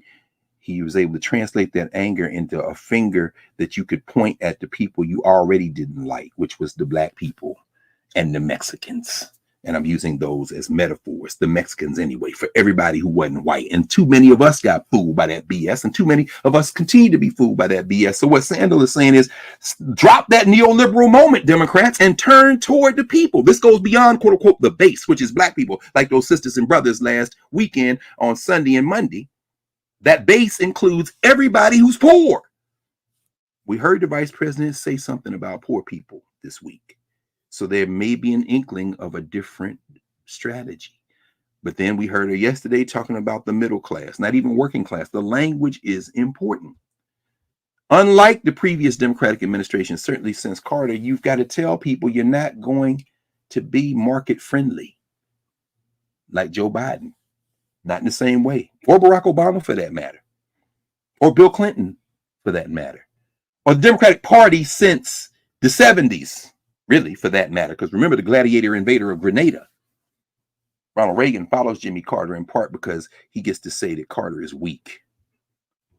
Now, last I checked, the two of them, only one of them's in the ground. So I guess that wasn't a personal weakness in terms of design flaw, but perhaps it was an ideological and a cultural weakness, because Jimmy Carter, unlike many of the evangelicals that have followed in his wake, who are not evangelicals all, but as David Walker was saying, David Walker's appeal, you are not in fact a Christian, but the devil. Quoting David Walker's appeal. You just go read David Walker's appeal, not me. You can quote David Walker or Elijah Muhammad on that. But unlike Jimmy Carter, who was and is evangelical, they not evangelicals. Let's be very clear. I don't know what Franklin Graham is beside a follower of Donald Trump and an excuse maker for why the rest of these people are. But you've got to say it's not the working people and the working poor. I'm talking about people with jobs that still can't pay their bills, sometimes 2 or 3 jobs, as Reverend Barber says. It's not their fault when they're working overtime for no advance. And you say, as the Democratic Party, what you want to do is offer them more job training and an easier path to a college degree, because that will allow them to advance in the economy. What you're also saying, without saying it, is it's your fault if you poor. See, that's got to change. You got to put a floor under people. So the vice president has a moment now where she can incorporate some of that, because we understand the big money boys are still funding her. You know, the small money donors, us, we stopped whatever coup that Pelosi and them were plotting. And, you know, I know y'all don't like when I mention the name Obama in a critical way. So I'm going to kind of try to be even keel, because I know that's a sensitive topic. We're not able to talk with any maturity around the president of the 44th president of the United States, in part because it does cut so deep. And we don't want to consider the idea that he was the president of the United States, not the president of the BET Awards, but the important, or the White House East Room concerts. He was the president of the United States, which means when you come in, they got the playbook. And there are excuses that you can make for him. Well, he couldn't do anything because, you know, the people that surround him. Yeah, well, Joe Biden was in that same chair. Now, there was a critical difference. One was an old white man. In fact, you can make the argument that had it not been for that old white man, there wouldn't have been a Barack Obama, because it was Obama who had the good sense and his advisors to put Biden on the bottom of the ticket. And that may have carried Barack Obama over. And in an ironic turn, it was Joe Biden, headed toward political heaven, who, as he turned, said, I endorse Kamala Harris. So he might have made not one, but 2 black presidents. We'll see. Time will tell. But again, the Democratic Party, you know, got to turn from that neoliberal policy at least enough. Because when the thing got a crisis last time, you bailed the bank out and left everybody else standing like them white people in the rain in that scene from Frank Capra's Mr. Smith going, It's a Wonderful Life. There's a run on the bank. I want my money out the bank. Oh, you got this thing backward. Your money's not here. Your money's in Frank's house. That's right next door to yours. I don't give a damn about no mortgage. I want my money. Yeah. And then you get federal deposit insurance. But this ain't that. This ain't the 40s, friends. This is the 2024s. And the banks and the people who own the politicians are in a much stronger advanced point now than they were at that time. And there's no Franklin Roosevelt coming in to ride on a horse or come in a wheelchair to help you. And there's no Uncle Joe, Sleepy Joe, a man who, as the joke goes, when he was still running for president, somebody said Joe Biden could take a nap in the middle of Fifth Avenue and I'd still vote for him. In other words, because I actually read the policy. Well, he's not here anymore. What you have is one shot at this with a vice president of the United States who is Black and South Asian, with a vice president of the United States that's been prosecuted to the level of the city of San Francisco, a district attorney, and then the attorney general of the state of California, and then a senator from California, and then the vice president of the United States, which makes her thoroughly unqualified to be president, according to JD. And yeah, y'all did hear me say that the other day. And for those of you who don't have Sirius subscription yet, y'all should get one, because you know it's 126 from all the way through. Karen Hunter running anchor leg and put the whole thing together. This is a source you can trust. I mean, we got that. We got Black Star Network. We got a few places. Well, I name those two because those are two I know are putting the thing where the goats can get it, as Joe Madison would say. But yeah. I mean, for those of you who don't have that Sirius XM subscription yet, that was a quote from Boys in the Hood, NWA. Donald B's in the place to give me the pace. He said, my man JD is on freebase. JB is what he said in the song, but I said JD. The boy JB was a friend of mine till I caught him in my car trying to steal my Alpine. The boys in the hood is always hard. We could change those lyrics. Donald T's in the place to give me the pace. Said my man JD is on freebase. Yeah, he thought the boy JD was a friend of his till he caught him in them media streets trying to make him lose his riz. I think the young people call riz respect. Well, Donald T's got a problem now. Instead of the boys in the hood is always hard. No. The billionaires in Silicon Valley is always hard. Yeah, you know. And so what they told Donald Trump was, you're going to take JD Vance, Peter Thiel in particular, and then we'll open up our pocketbooks to you. Right, Elon? Yeah, I don't like you about that PayPal thing, but we good. Yeah. Put JD on there. See, don't think, if people watching media think that Trump picked JD because he liked the cut of his jib, and that was a factor. But make no mistake about it, the money was a bigger factor, because one thing about Donald Trump, he gonna need that money. So again, this question then of symbols, this question of the symbolic value is important. So it is very important for Kamala Harris, for Vice President Harris, to make that phone call to Illinois and say, what happened to your daughter, Sonia? What happened to Mr. Wilburn? What happened to your cousin, Shaida? Your cousin, Miss Massey, was terrible. And I stand with you 100% to get to the bottom of this. Well, that activates, in some ways, not just symbol, but when elected, policy. Because, and I didn't, call him that yesterday, but I did mention a woman who, there is no attorney general in Black America. The closest we have in elected politics, of course, and appointed politics, would be our sister Kristen Clark, who used to run these Lawyers for Civil Rights entity before she was tapped in the Biden administration through Merrick Garland, one of the greatest recipients of affirmative action. Imagine this mediocre white man being within a breath of the Supreme Court and then appointed the Attorney General. Anyway, boy, that white maleness, boy, I'd like to try it at least once.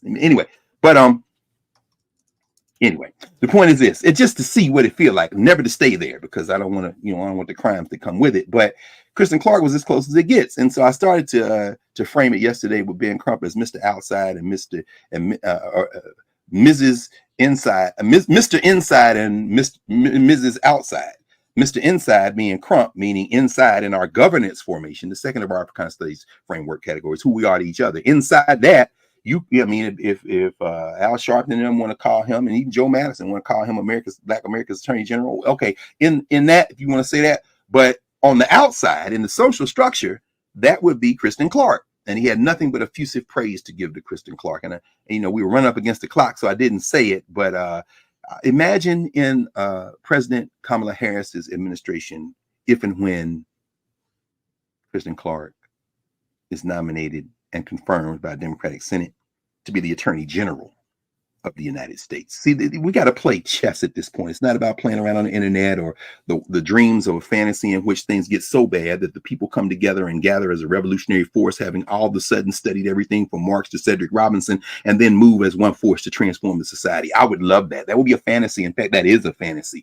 But until and if that day comes, we got to live in the real world where your grandmom's insulin got capped at $35. You understand? And where the Pell Grants got increased, so you can actually afford to pay for a college, a state college, while you're trying to figure out how to stop these private entities from having too much money being pumped in by benefactors and none of it going to you when it comes to the private HBCUs and them being threatened with closure.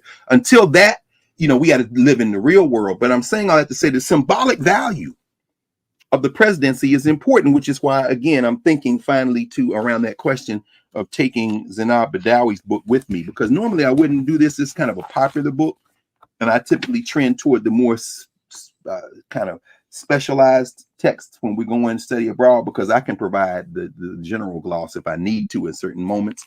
But I might take this because I'm interested in how she narrates. Her narrative is deeply informed. She traveled all over the continent.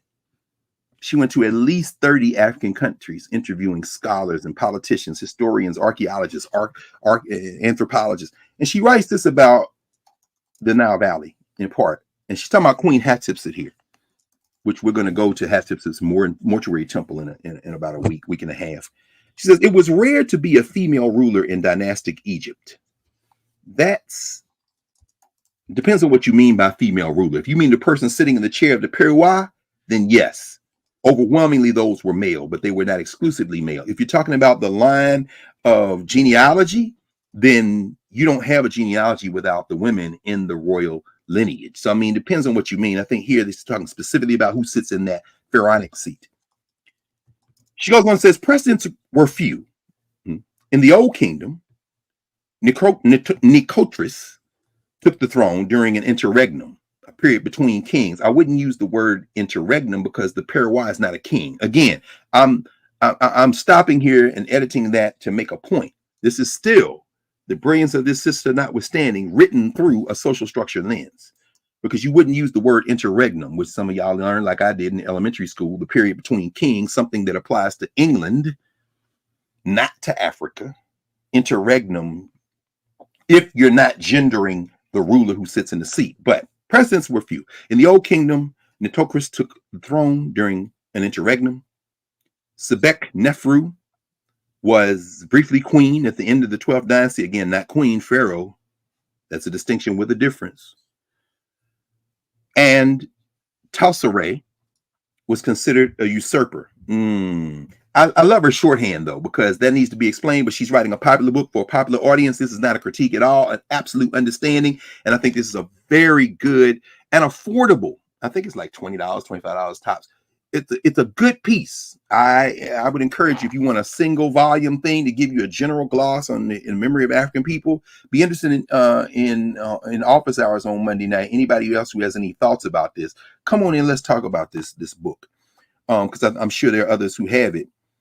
It says royal women wielded influence, and the mothers, wives, sisters, and daughters of kings received honors. Again, king is not the word. So in ancient Egypt, women enjoyed freedom and had equal rights of property ownership. True. However, Hatshepsut was distinctive. She was not prepared to wait around for the son of another wife to become pharaoh. More than that, she wanted the ultimate power of the throne. I won't go any further because then it gets kind of complicated and it's interesting. But I'll say this. The Vice President of the United States was not waiting around for Gavin Newsom to become president. She is in a marriage with the Democratic Party. I would call all of our relationship with the Democratic Party, at least those of us who tend to vote Democratic, although we work independently and certainly have no fealty to any political party, as we explained this week on the air. We started talking about Black elected politics. In fact, that was Wednesday. I was at Howard getting ready to teach the last summer school class for our student volleyball, basketball, and football players, the women and men who will be doing that for Howard now as they're entering students, fresh women and freshmen. As preparing that, so I did that session. Lamont was in the Eagles Nest. I was on Zoom. We talked about Black elected officials and Black political parties. People said, why don't we have a Black political party? We did. we continue to. The apex of that, and I'd have to go in the other room to get the only book that's been written on it, specifically on NBIP, the National Black Independent Political Party, which had its first meeting in Ohio in 1980. Some of y'all were there. If you were at NBIP, put that in the chat. And come in Monday night. We want to talk about that. Took us back to the days of a man whose office was a stone's throw from where I was sitting Wednesday morning when we were on the air, and that was the great Ron Walters, who was there at Gary in 1972 when the National Black Political Convention took place and the formation of a Black political party. Again, a political party doesn't mean a party that's formed to run in elections. You certainly want to advance political candidates, run your own if you have them, but you also make policy choices between people who are running, who have a chance to be elected, while you're building party strength between elections, not waiting every 4 years to say, I'm not voting for either one of them, I'm gonna vote couch. Well, you go vote couch. You and my man JD, who's on Freebase, y'all got special relationships with couches. Maybe you do, maybe you don't. Maybe you want to vote for a couch, having some type of relationship with a couch that is a beautiful thing. But, you know, you vote couch. But the rest of us trying to talk about political power in a place where the price of prescription drugs counts, we're thinking about how we can build independent, distinct entities that can interface in the world we live in, the social structure we live in, to improve our lives, to at least prevent harm. Now, there are those, and I respect that, who think that you shouldn't be trying to prevent harm. You got to make it so bad that all of a sudden the people will turn to study and action. They'll turn to action. Don't know so much about the study part. Again, though, I'm just a student of history, and that kind of throws a fly in the ointment of many of these genius theoretical solutions. The point I'm raising, though, is that there have been and continue to be Black political parties.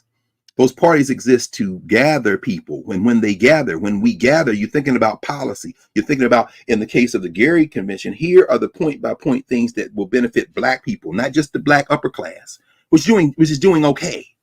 You know, they still not going to stop somebody from busting up in your kitchen and shooting you in the face on the race side. But on the class side, you're doing all right. In a moment, we'll kind of begin to turn. We'll talk a little bit about the vice president's family and the possibilities of a Harris presidency as we talk about when we gather and what happened in the last week that made this even a conversation we needed and are in fact in a great position to have. But a party that will look after not just at the class level, the upper class and the so-called middle class, but the laboring class, the poor, the low wealth folk, as Reverend Barber would talk about, or Bernie Sanders for that matter, or a whole lot of other people, myself included, the people who are working, some people in here right now who might not be able to afford yet the annual subscription to come into Knarrative and be in that part of the conversation where we are streaming with a couple thousand people as we do every moment like this.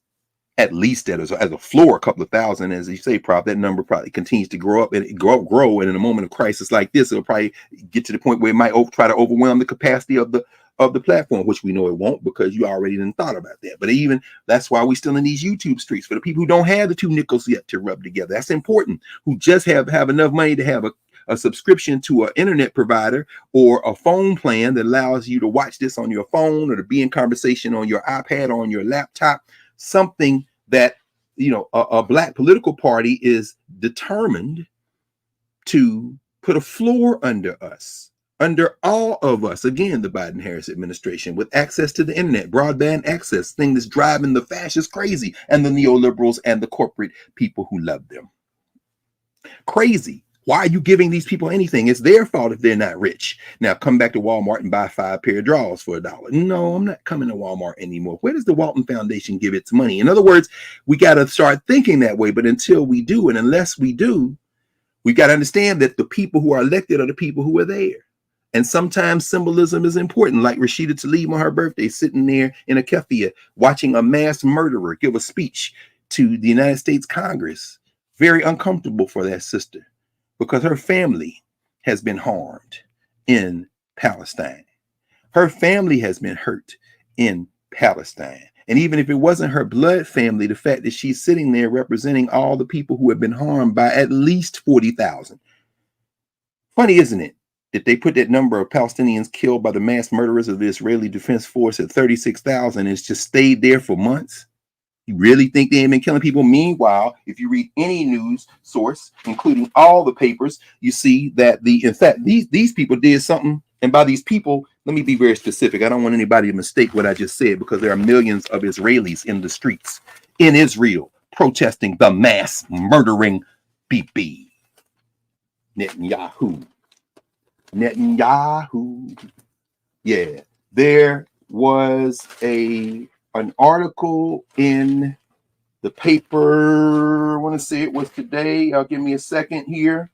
But again, as I'm looking for it, Rashida Tlaib, that was symbolic. He's sitting there protesting what is happening as this mass murderer stood before your Congress. Here it is. Talking about freedom and all that BS coming out of his mouth.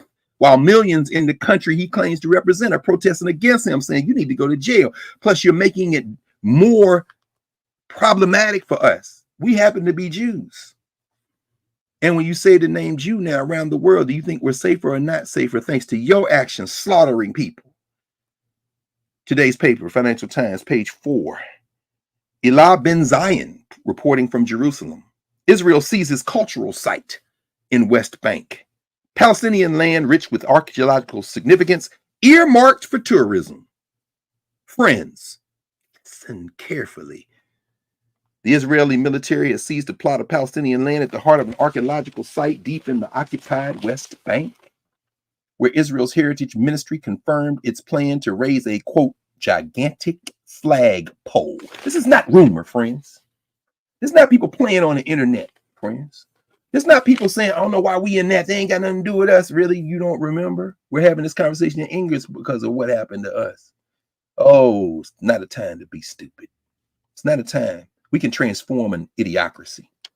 Goes on to write, the seizure this month was one of several moves by Prime Minister BB Benjamin Netanyahu's far-right government to expand control over cultural heritage sites in the West Bank, alongside numerous moves to expand Jewish settlements. And they've put, by last count, at least a dozen settlements in that West Bank that they've been bombing incessantly now for 9.5 months. They're putting settlements, illegal settlements, condemned by the whole international community. They're putting settlements in that region. And in fact, these last couple of days, they've been bombing north, central, and southern Palestine, Gaza, West Bank. They bombing, friends. And this murderer came over here and stood in that Congress. And Rashida Tlaib, yeah, it was it's symbolic. But you know what? God bless Rashida Tlaib for doing that. Because ain't none of the rest of them doing. A lot of people didn't come. Thomas Massey, whose politics I don't know if any of us would necessarily agree with, out of Kentucky. Thomas Massey didn't come. He said, because I'm against all U.S. money going overseas. That's the protectionist wing. That is the kind of nativist wing. That's the kind of isolationist wing of the Republican Party. Okay, I respect that, Massey. None of the money, that's kind of like Randy Paul. But Thomas Massey didn't go. Thomas Massey then in an interview said, yeah, AIPAC, that American Israel Political Action Committee, AIPAC, he says they have a minder for everybody in Congress but me. I watched that interview. It was with that what's that little giggly juvenile delinquent white boy used to wear the bow ties. Anyway, Tucker Carlson. So Thomas Massey sitting there with him, and he said, yeah, I'm not going to any of that stuff. I mean, you know, the AIPAC has a mind. And he said, Tucker Carlson, I never heard that. He said, oh yeah. He says, Democratic Party too? Thomas Massey, I don't know about the Democrats. I know about the Republicans. Every member of Congress in the Republican Party, except me, got a minder from AIPAC. What's a minder? A minder is somebody from their home district who is connected officially with AIPAC, who lobbies them. They have their personal cell phone number. Whenever they come to Washington, D.C., they go to lunch with them. They talk, and then they have, he said, I'm sure they have a board at the AIPAC headquarters with name, how they voted on everything related to what they're interested in and going on. Hey, I'm not mad at AIPAC. Like Jimmy Carter said decades ago in an interview. I want to say it was Charlie Rose. You have to look it up on YouTube if you can. You can find it. Jimmy Carter said AIPAC doing what they're supposed to do. They're a single issue entity and they're doing what they're supposed to do. And I love what Cliff Albright told Lamont and me. Told Cliff Albright from Black Voters Matter. He and Latosha Brown from Black Voters Matter told us this week when he said that relationships, you know, that those networks create the type of energy and synergy, make it possible for us to do that. Because it reminds me of something that I read earlier this week in the wake of the women's meeting on Sunday, the brothers meeting on Monday, which was in many ways the institutions, the organizations that spurred that meeting, that continuing meeting, as you've heard this week from Karen and Laree and Clay, me and Lamont and everybody else talking about it. You listen to Melanie Campbell, or you listen to anybody, I mean, across the political spectrum. All right, my sister Rakia Lumumba in Jackson, Mississippi. When you talk to Stephanie Brown James and her husband Quentin James, who co-founded the Collective PAC. I remember when they founded it, because that's another place that I was grateful to be standing there as they launched the Collective PAC with a whole objective of identifying and running Black people for any kind of elective office that we have, who have an agenda that's going to help Black people. That is why it's called the Collective PAC, Collective Black Political Power. We need a Black political party. No, we need to educate ourselves about the entities that already exist. Either join them or join the networks they are a part of, because it's those relationships, as Cliff said, that are infrastructure. So when we talk about APAC, we need a Black APAC. You got more than what APAC can do. If you can just recognize the people who are doing that work and connect yourself to them and connect with them, and perhaps even join one or two. You don't have to join everybody, as Cliff always says. But, I was reading something and they said that, these groups that power this kind of move, one subset of them are the so-called Divine Nine. I'm a member of one of those. I'm not a Black Greek. I'm a member of a Black Greek-led organization, Alpha Phi Alpha. I joined it for the reason a lot of people join those associations, because of the ancestry that was affiliated with it. As I've told y'all before, I joined Alpha Phi Alpha not because of any living alpha. I did not know any living alphas that I knew were alphas when I was a sophomore at Tennessee State. What I did know, after reading the history book, was Du Bois and Martin Luther King and Paul Robeson and Duke Ellington and Jesse Owens and Adam Clayton Powell. They were all alphas. I want to be with them. I want to be in that genealogy. I did not know in 1985 that Reverend Dr. Amos Brown, who was one of the 8 students who was in the only class Martin Luther King taught at Morehouse. He taught one class at Morehouse on invitation, and was 8 undergraduates in there. One of them was Julian Bond, ancestor. Another was Reverend Dr. Amos Brown, still alive, still the pastor of Third Baptist Church in San Francisco, which, of course, was pastored by Freddie Haynes Sr., then Freddie Haynes Jr., then Amos Brown. Freddie Haynes III is in Texas. That's Freddie Haynes' granddaddy church. Paul Robeson stood in that pulpit. W.B. Du Bois stood in that pulpit. And years ago, Kamala Harris joined the congregation, and as Reverend Dr. Brown, who Martin Luther King wrote a letter of recommendation for him to go to Crozier Theological Seminary. Imagine that. Martin Luther King wrote a letter of recommendation when he was teaching at one class at Morehouse, and it was for Amos Brown. Amos Brown eventually got a PhD, and he's been in that pulpit for decades. That's where they had Nathan Harris' funeral yesterday on Friday. The founding father, in many ways, of Black studies, on Friday, July 26th. That's where the funeral was held, Amos Brown. But it was Dr. Brown who got a call after she had been endorsed from one of his congregants, from Kamala Harris. There's some interesting possibilities. I'm going to turn to that now.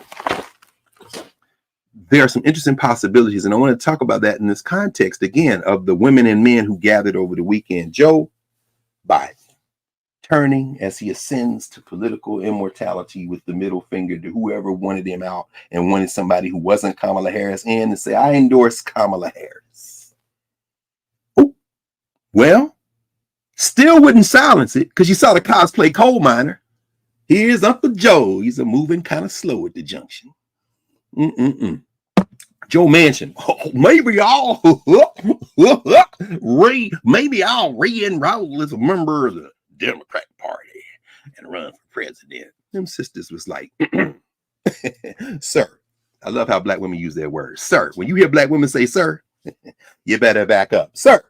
A word. In fact, don't even talk to him. That's a social structure cat. That's who he is. That's who we are to other people. Because see, they ain't want just Joe Biden out. They wanted Kamala Harris out. We talked about that last week. So those sisters got on the phone and, using the vehicle of a meeting they've been having for years, the way we all now know, who weren't on the call, who weren't aware of it. A lot of y'all didn't know. I think about Ajwa Bachwa again. But Ajwa been knee deep in the Collective PAC since it was started. These are younger people. That's that generation. You understand? People who are all over. Wes Bellamy out of Virginia. Remember he was deputy mayor in Charlottesville. when all this foolishness went down, the very fine people foolishness of the fake Christians who are now endorsing a straight up white nationalist because he's a means to an end. That's how they read their Bible. Joe Biden and Kamala Harris would be the Antichrist. Whatever Donald Trump is, he's not something other than a savior for them. Read Franklin Graham. But in that process, these sisters used a vehicle they already were having, this regular meeting they were having, this convening that had hundreds of people, maybe 700-800 people in this regular call. And they say, we can use this as the vehicle. Let's gather. When they gathered, as Professor Hunter just said a minute ago, with intentionality. They gathered. It's not enough to gather. Why do we gather when we gather? Why do we gather when we gather? Greek-led organizations don't just gather for a step show. They gather to handle business. How fortuitous that Vice President Harris found herself in Texas to address Zeta Phi Beta. And when she did, she stood in that auditorium and had conversation with those sisters like she had a little bit earlier with Alpha Kappa Alpha, her sorority. It's more than, and Mike Harriet, brother, you continue to teach as you make us all laugh. It's a beautiful and delicate combination. I'm learning it in another practitioner's wake with Lamont King every week.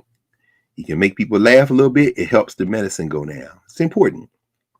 So when Mike Harriet said and put out on social media, yes, very quickly, friends, the Democratic Party needs to hire a special consultant from the Negro community, and I'm paraphrasing here, to instruct all these other people that they cannot, what ski-wee means and not to say it. Anyway, the point is that, because, this brat energy could very easily, since it's wild and kind of unregulable, it could come to a point where, ski-wee, like, oh my God, now y'all say, well, you can't say it either. Well, y'all know a little bit. If you know a little something, if you know, 06, 08. Everybody else just a little too late. Okay, that's a little shade. I'll set that aside. But the point is this: there's a relationship, but the only formal relationship in the so-called Divine Nine, Greek-led organizations, is between Zeta Phi Beta and Phi Beta Sigma, both founded at Howard University.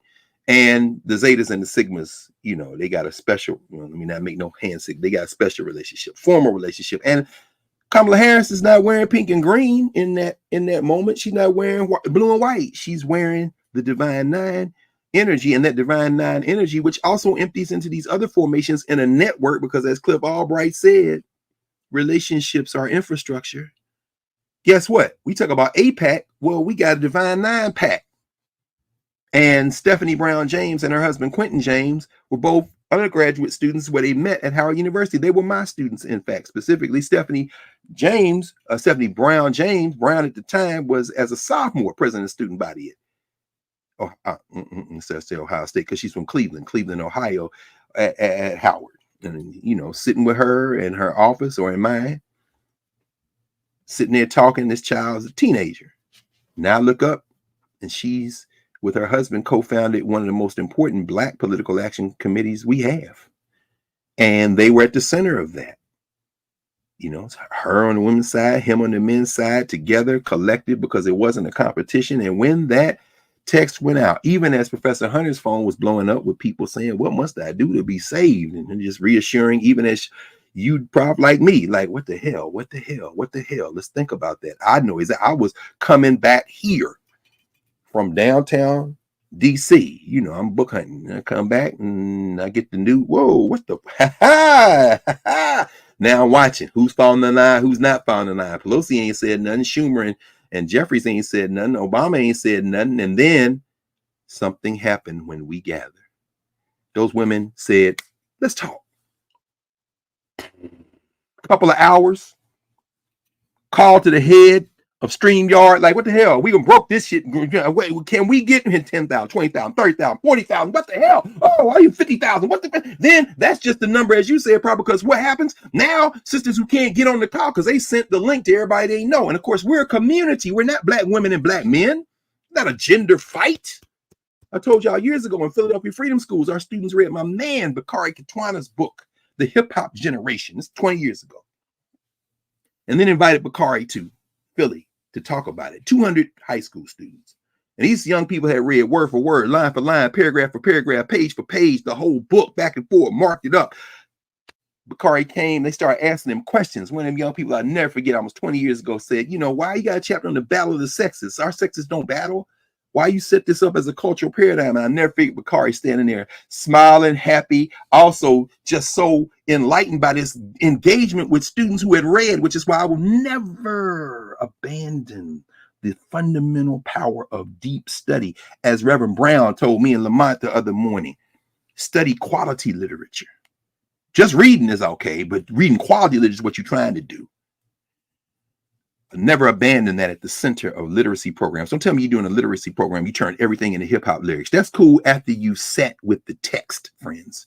We understand it in the church. Why the hell don't we understand it everywhere else? All right, so anyway, Bakari standing there, and these young people peppering him with questions. He's like, y'all killing me softly. Y'all killing me softly. I'll never forget him saying that. Y'all killing me softly. These started laughing because they have gone past the words now to the meaning beneath the words, and they have a cultural founding and grounding. These are the same students that helped me work out that Africana Studies framework.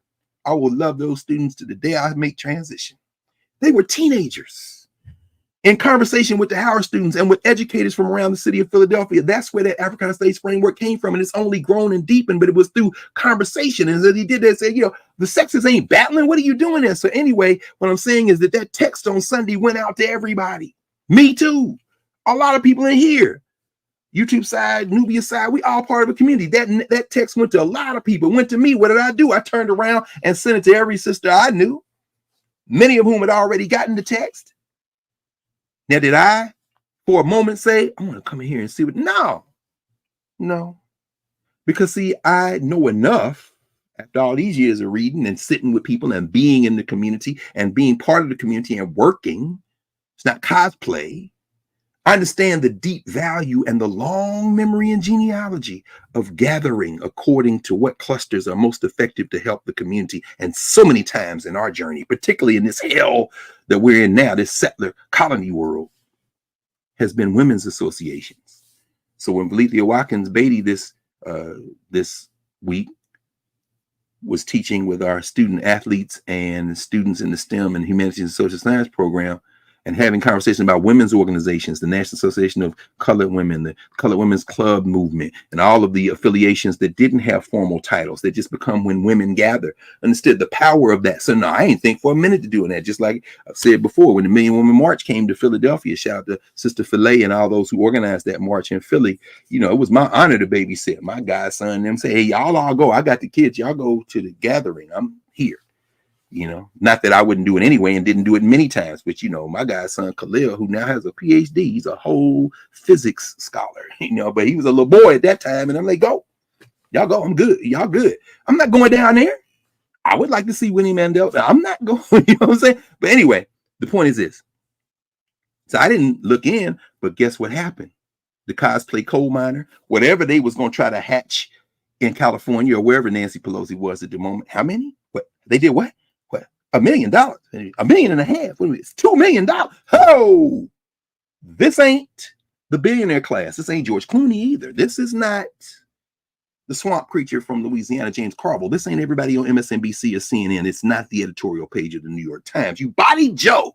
But those of you who had Harris's name right up here in the roof of your mouth to come out next, them sisters stood at thwart history and said, stop.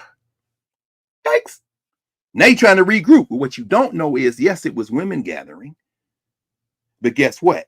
Just like Stephanie Brown James is married to Quentin James, and they got them and their two boys have a family, and that part of that extended family is me and everybody else.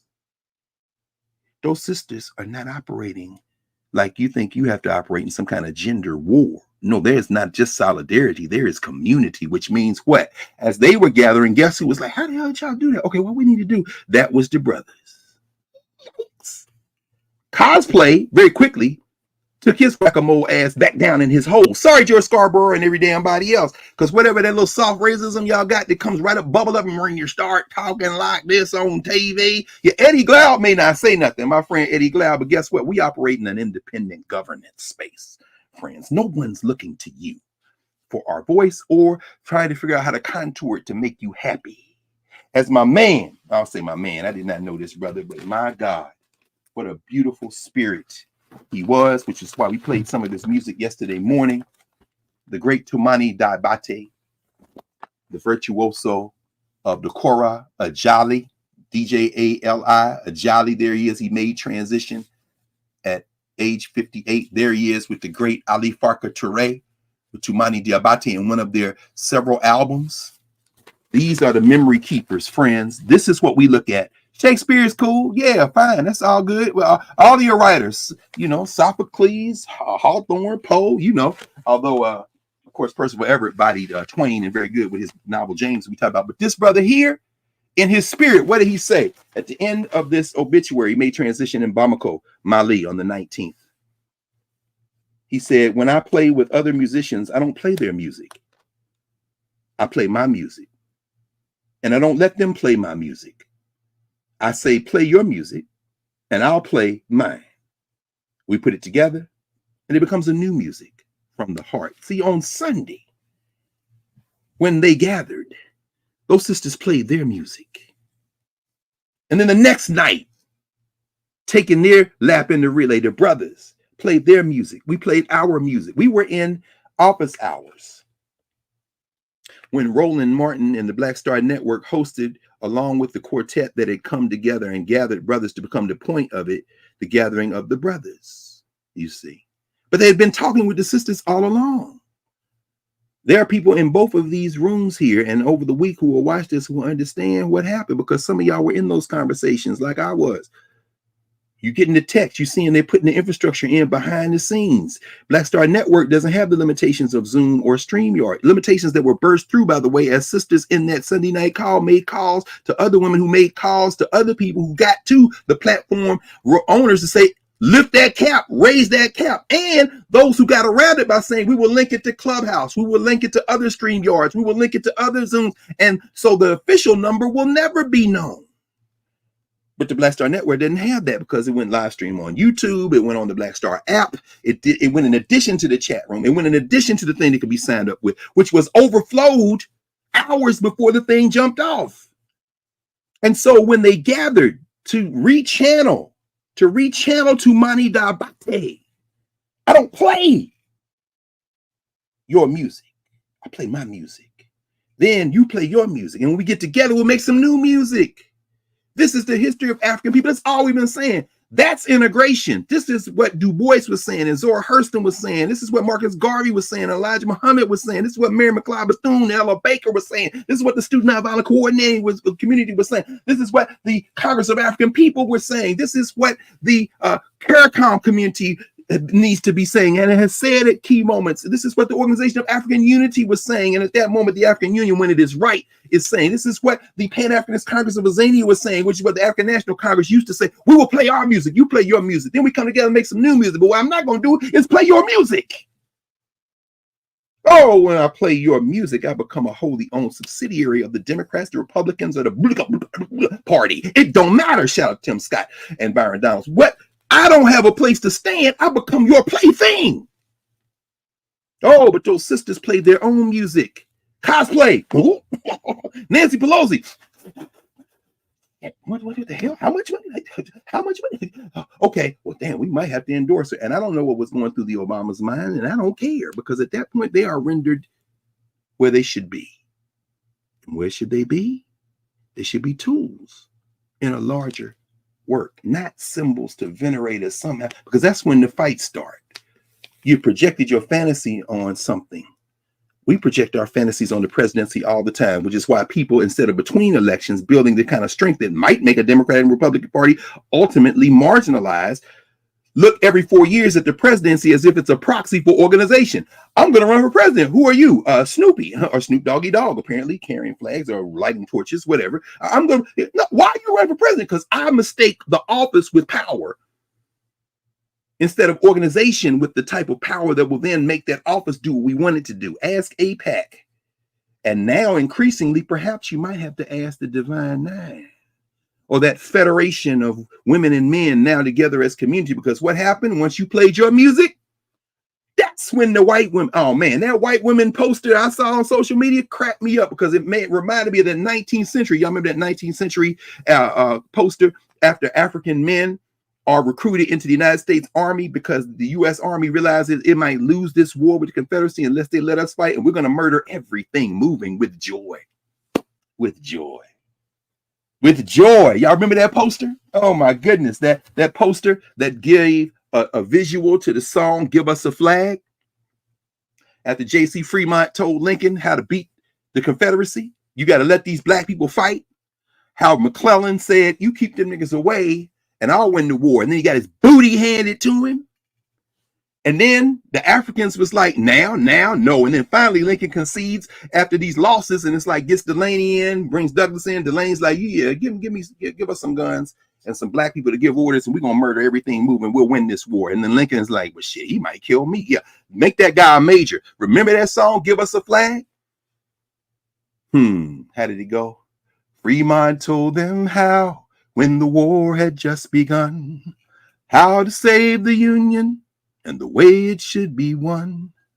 But old Kentucky cried so hard, and Abe had his fears. Now they call for the help of the colored volunteers. Black women will save democracy. Black women say, I ain't trying to save democracy. I'm trying to save myself. And if I got to use you to do it, well, damn it, I ain't got no compunction. Black men not trying to save democracy. They're trying to save themselves. We know what democracy is. Democracy means that you have the rights to say that you can't come in my house and then you end up dead. What the hell is democracy? I'm trying to save myself. Second verse. McClellan went to Richmond with 200,000 brave. He said, keep back the niggers and the Union I will save. But what happened?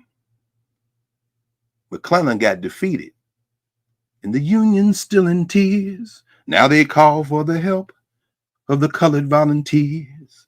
Give us a flag, all free without a slave. That's not love of the red, white, and blue. That's like, if that's going to give me a gun, give it to me. And we'll fight for the Union as our fathers did so brave. Yep. Yep. He says, what is it? The colored volunteers. Larry Crow is here. Quick, Larry Crow. You remember the lyrics. We'll make those rebels dance.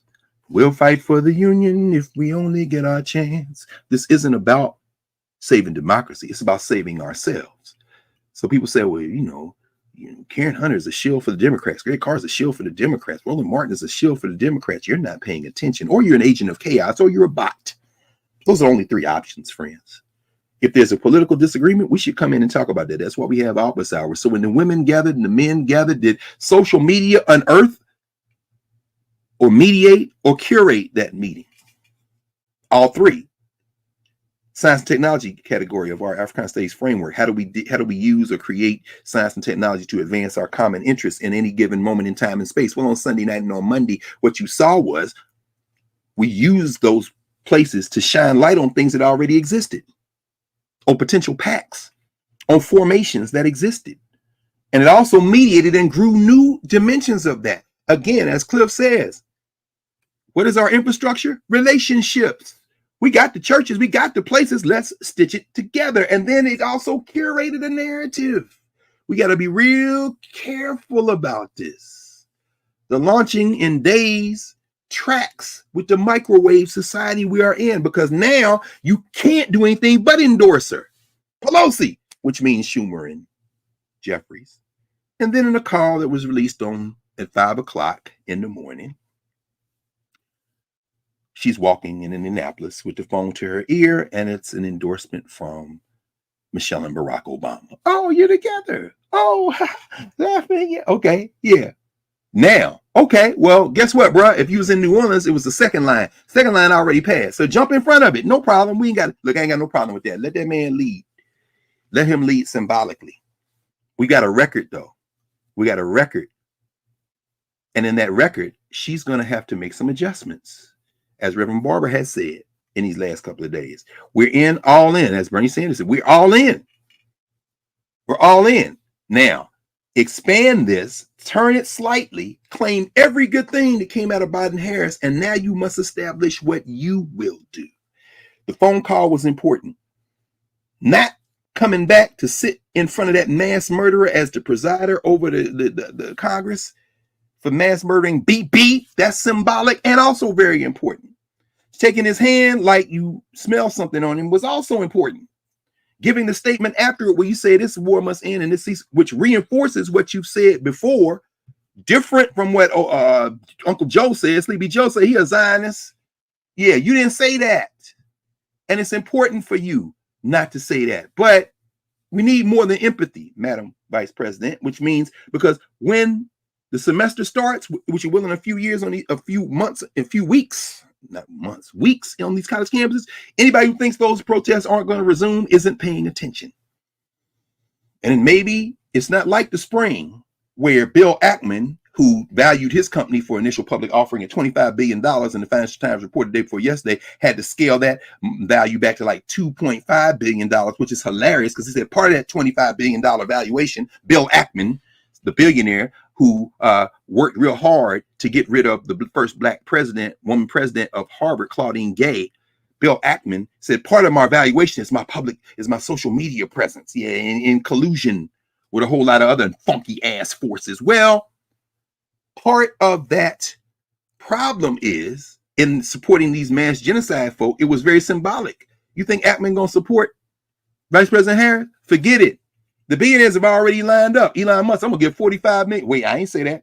You said, I don't say, don't matter. Reality don't matter. There's going to be plenty of money flowing in. That's why my man JD, who's on Freebase, is on that bottom half of the ticket. I say on Freebase. That's a metaphor for the whole group of drug-addled and drug-addicted people that were in his family, as he writes about in Hillbilly Elegy, that he threw under the bus, that he's not going to help. Children or no children, that he's not going to help if he is elected. Again, people say, oh, you're a shield for the Democrats. You're not paying attention. Anyway, the point is this. It's going to take more than empathy, Madam Vice President, although empathy symbolically is very important because after you met, you did give a statement which reinforced what you said before. But we also know that when the fall starts, these protests are going to resume. We know that in 2017, you co-sponsored, when you were in the Senate, a resolution condemning the UN Security Council's resolution, which denounced Israel's illegal West Bank settlements, and BB and them is now taking cultural places as they're killing people. And it's going to take a little bit more because we also know that you did that too. But 2017 is not 2024. You're in a much different position now. You're going to have to take a next step. You got to do a balancing act because as soon as the first tent goes up, they're going to call on these college presidents to kill all them kids symbolically or expel them from school. And by then, if Biden hadn't gotten a ceasefire, which is probably the best thing he can try to do now, try to do that before this election takes place, you're going to get saddled with that. And it's going to be very important. Note that those killers have put dozens more settlements in this 9.5 months of killing. And Jared Kushner running around talking about selling condos on that land. So yes, it was important the stance you took toward BB. And people said, well, she met with him anyway. Yeah, but she met with him the day after. She didn't cancel coming to Texas to do what she was going to do with the National Education Association. I'm sorry, the American Federation of Teachers, in the AFT. And at the same time, she didn't, after that meeting, hit the tone that some of us would have heard. But guess what? She's now running for president. She got to talk to everybody. That's the pass we gave Obama. Same pass we're going to have to give Harris, but not without reason and understanding, as you said at the beginning of this prophecy, I kind of begin to close, what we have to do during and after this campaign. Because we have real enemies who will say, see, even the black people don't like, so I ain't voting for her. Hold on. We got to be very careful about this when we gather. We have to think about this because, after the meeting with BB, she came out, condemned the flag burning. They burned the flag in front of Union Station here in Washington, D.C. And she said she condemned that, and any individual associating with the brutal terrorist organization Hamas. She condemned anti-Semitism, hate, and violence. And then she said she support the right to peacefully protest. She's trying to talk to all the people. She said, these Palestinian children, I have empathy for them. You're killing them. Yeah, you see that severed head of the Palestinian child? Yeah, I mean, yes, empathy is not going to stop people from being killed. Again, Representative Tlaib, much respect. And at the same time, we understand that there are powerful forces that are waiting for that so they can paint her as some kind of radical. Because again, Barack Obama's a Muslim. I don't care how many times you go to church and how many times y'all don't go to church. Are you fake Christians who are in fact something else, who are supporting Donald Trump, as Franklin Graham explains in today's Financial Times? It doesn't matter the reality. We're dealing now in the realm of perception. Trump's nephew's got a book coming out. It's going to take us even deeper than Mary Trump on how crazy his uncle is. This is Fred Trump's son. But it don't matter who's going to read that. Anyway, the point is that in that work, we have to remember that as we support someone in something, we're not supporting just based on personalities, because a lot of people will do that. Beyonce gave a bigger endorsement than the Obamas have by saying, you can use my song. And in that first ad that fell. People's like, oh, damn, it's hitting hard. Yes. Okay. And now the NRA comes out and says, she's not for freedom. We're for freedom. No, you're for freedom to kill people. She's for another kind of freedom. And if you think you can go up against Beyonce, you got another thing coming. But here come your patron saint. Wait, are they getting ready to join hands? I can't wait to see if and when the Swifties come on board through their Lord and Savior, Taylor Swift. That's going to be like, really? What's going on? Taylor Swift is playing it close to the pocket. Who knows how it's going to go? But let me begin. I want to say a few things about her family, the vice president's family, which is very interesting. I said them before, but I just want to spend a little bit more time on them. J. Caspian Kang, writing in the New Yorker this week, encouraged the vice president to tell her family story. He said, because, you're the child of immigrants. Shyamala Gopalan, Dr. Shyamala Gopalan, out of India, a Brahmin family, upper caste family. Caste is a problem, right? If people didn't know it before they watched Ava DuVernay's movie gloss of Isabel Wilkerson's book, you know it now. Whatever its challenges were structurally, beside the point, caste is a problem in India. Well, not for the Gopalans. You see, their daughter comes here by herself, looking for that education, and she hooks up at Stanford with a study group, radical study group. Cedric Robinson was a member of that study group. Out of that study group comes the energy and the linkages and the networks and the relationships, meaning the infrastructure, to quote again Cliff Albright, that leads eventually to everything from Kwanzaa to the Black Panthers in some ways. Not just that one study group, but the federation of study groups in the Bay Area and in Southern California. You can read Gerald Horne's recent book, Armed Struggle, his last book that just came out a couple of months ago. She meets a young guy from Jamaica, a graduate student, Donald Harris, an economics major, and they're studying in that region. They come together, they have a family. The house where she lived after they broke up, still there. Kamala and her sister Maya spending time in Jamaica with that branch of the family. Everyone who is saying that she isn't Black doesn't understand the formation of Blackness in the modern world system in general. And it's a blackface nativist in many ways here in the contemporary moment. And if you truly believe that with your heart and you're not an agent of chaos, then we should talk about what that is, because the police wouldn't make a distinction if Miss Massey was from Jamaica, if Miss Massey was from Congo or Nigeria or Canada or Mexico or Brazil or the South Side of Chicago or anywhere else in the state of Illinois where she lost her life. Please understand how race operates in the modern world and don't be stupid. Stupidity is something that can be cured by a little bit of study and conversation. So that union, out of that union was born those children.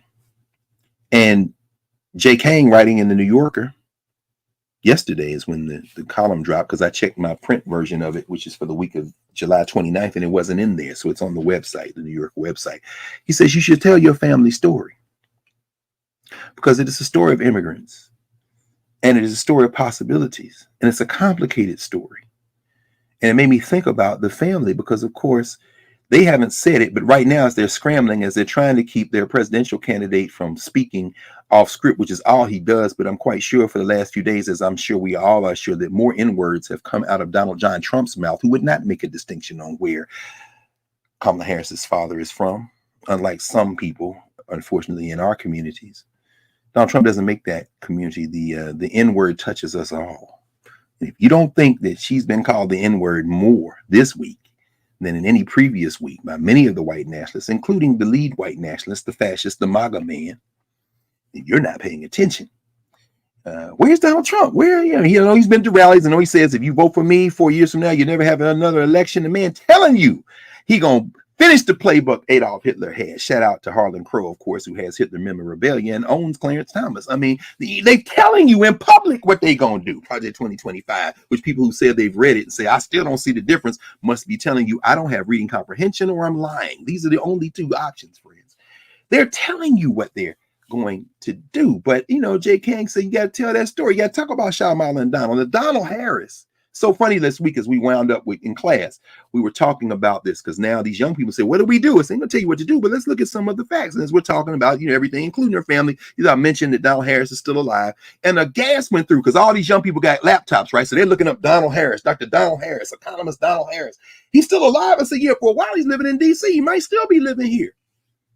Maybe he's unwell or infirm or he can't come out in public. But if you don't think for a minute these Republicans who are scrambling around for something to throw at her are not going to put up Donald Harris, Marxist economist, because them two, Donald and Shamala, were on the radical side. If you understand what was going on in the 60s in this country, particularly in the Berkeley area. And when Kamala Harris says she and her sister were going to all that black stuff, it's because, as J. Kane writes, reinforcing what all of us have been saying, if you've been paying attention, particularly folks who are actually in black communities who knew her. I'm talking about Dr. Gopalan. Shamala Gopalan hung with the sisters in the Bay Area. So going to Kwanzaa is no thing for her girls because they're around black women because she's with them. You understand? This ain't I'm with her. This ain't Hillary.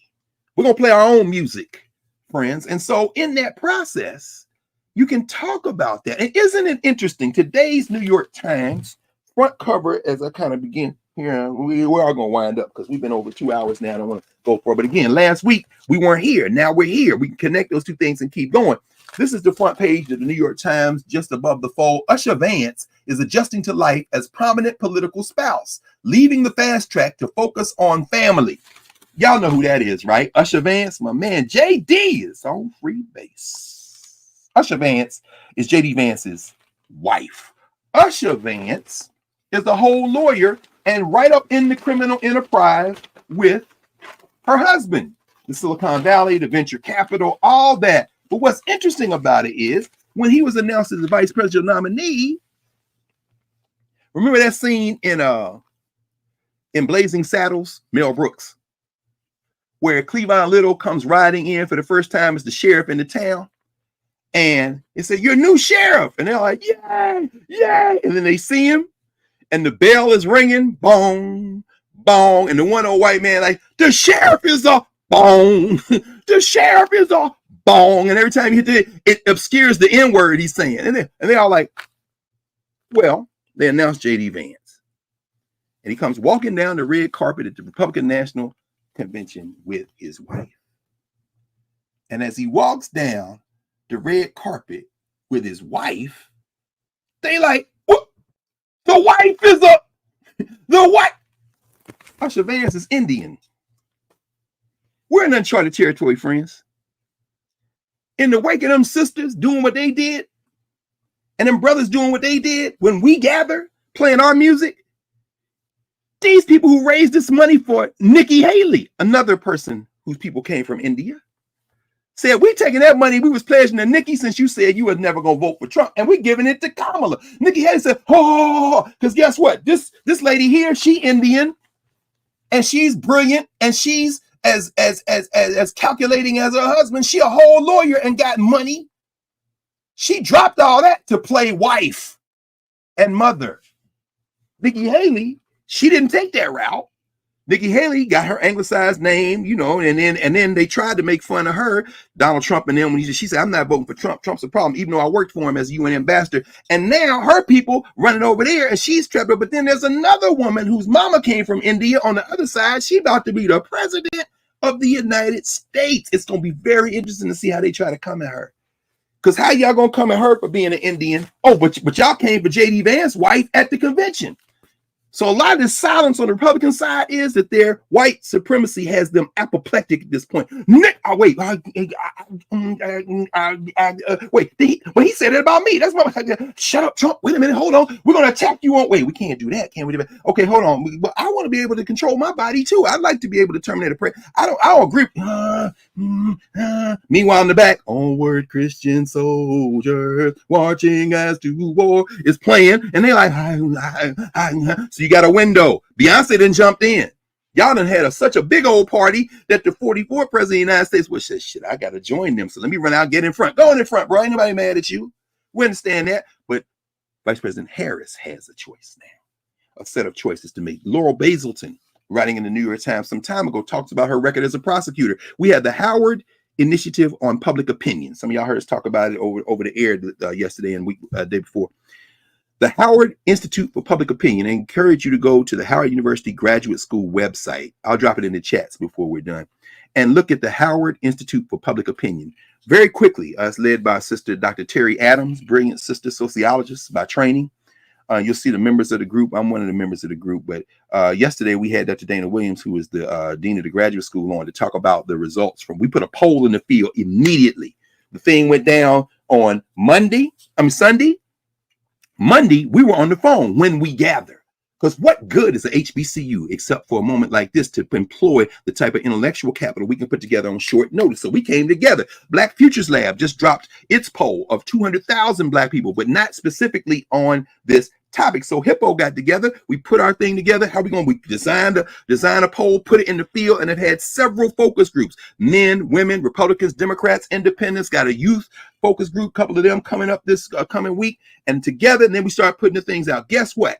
When asked about her record as a prosecutor, the overwhelming majority in the 80th percent and high, almost mid 80% of Black women and Black men said that's not a concern for us.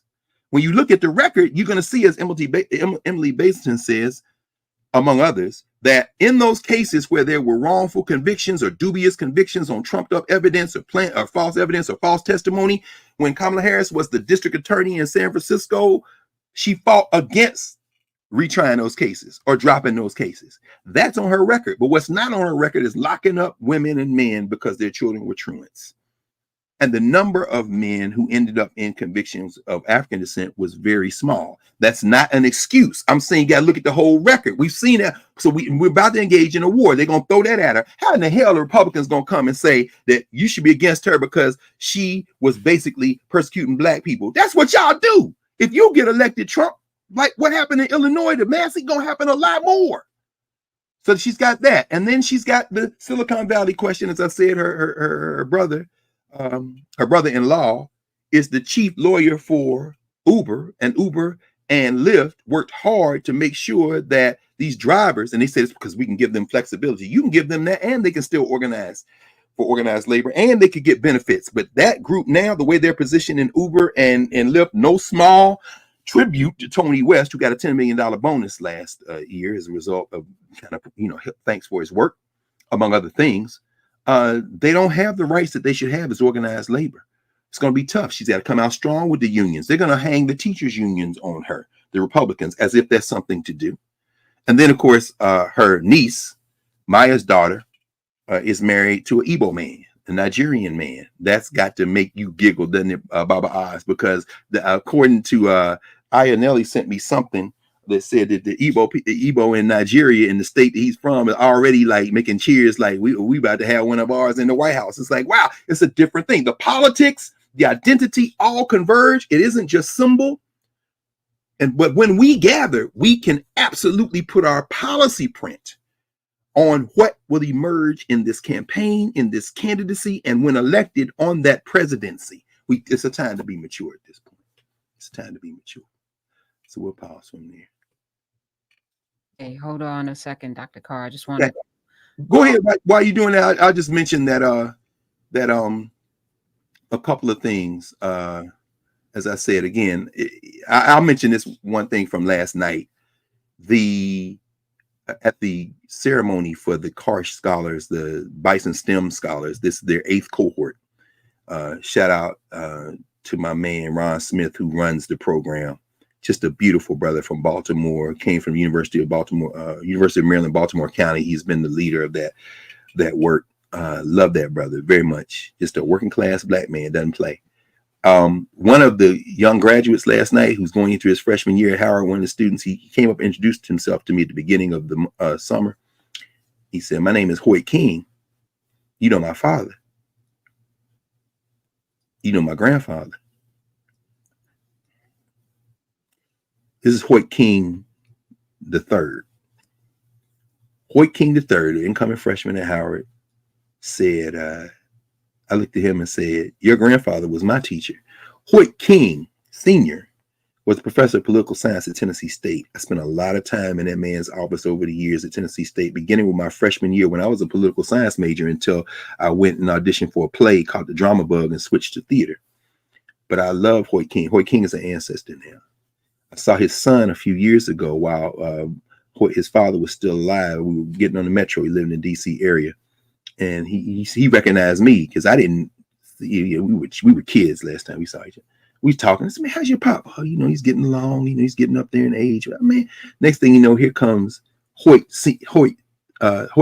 Jr.'s son, who's now a freshman at Tennessee State, and he said, we sat in class this summer, and he said, I got to tell you that all of us here, all these students, to know now that we are 2 generations removed, the great-grandchildren of Sheikh Anta Diop, and then we are only 1 generation removed, the grandchildren of Theophilo Benga, which makes us the parents intellectually. To hear them talk about, these are scientists, they're going to be in humanities, the social sciences, they're going to be engineers and doctors, anthropologists, Africana studies. They get it. But to understand that this young man looking at me, it was his grandfather that was part of those elders that brought us in. When we gather, you got to understand the importance of that. Now, I wanted to raise Hoyt and all of those young people and let you all know about them and let you know that, it's really quite something. Ashe. I just wanted to perfect. people to rest in power. Don't know what was going on that day for her not to be here. But we all need to be vigilant. We all have something that we can do.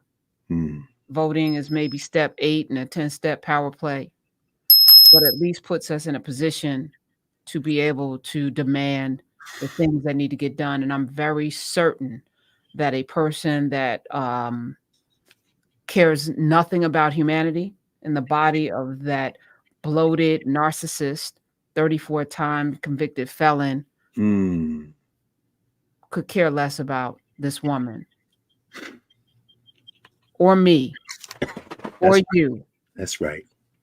So November, I'm voting for the possibility of not just saving our lives, but actually putting together the mechanisms to build the kind of institutions that will prevent this from ever happening again. That's right. And I appreciate being in community with you. I appreciate gathering with you every Saturday, every Monday, every Wednesday, Thursday, and Friday. I appreciate you in the Nubian streets. I appreciate you in the committed streets.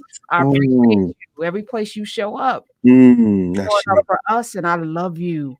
I love you so much. Love you. Traveling mercies. Those of you who will be gathered around South Carolina, if you catch a glimpse of our sister, give her that love. It's a strange time in the world, but it's also a beautiful time. It is. We have a powerful ancestor, just like Breonna Taylor, premature ancestor, Ashe, who came on that other side. And in that summer of 2020 and that fall of 2020, have no doubt that Ahmaud Arbery and Breonna Taylor and that Big George Floyd fought for us from the other side.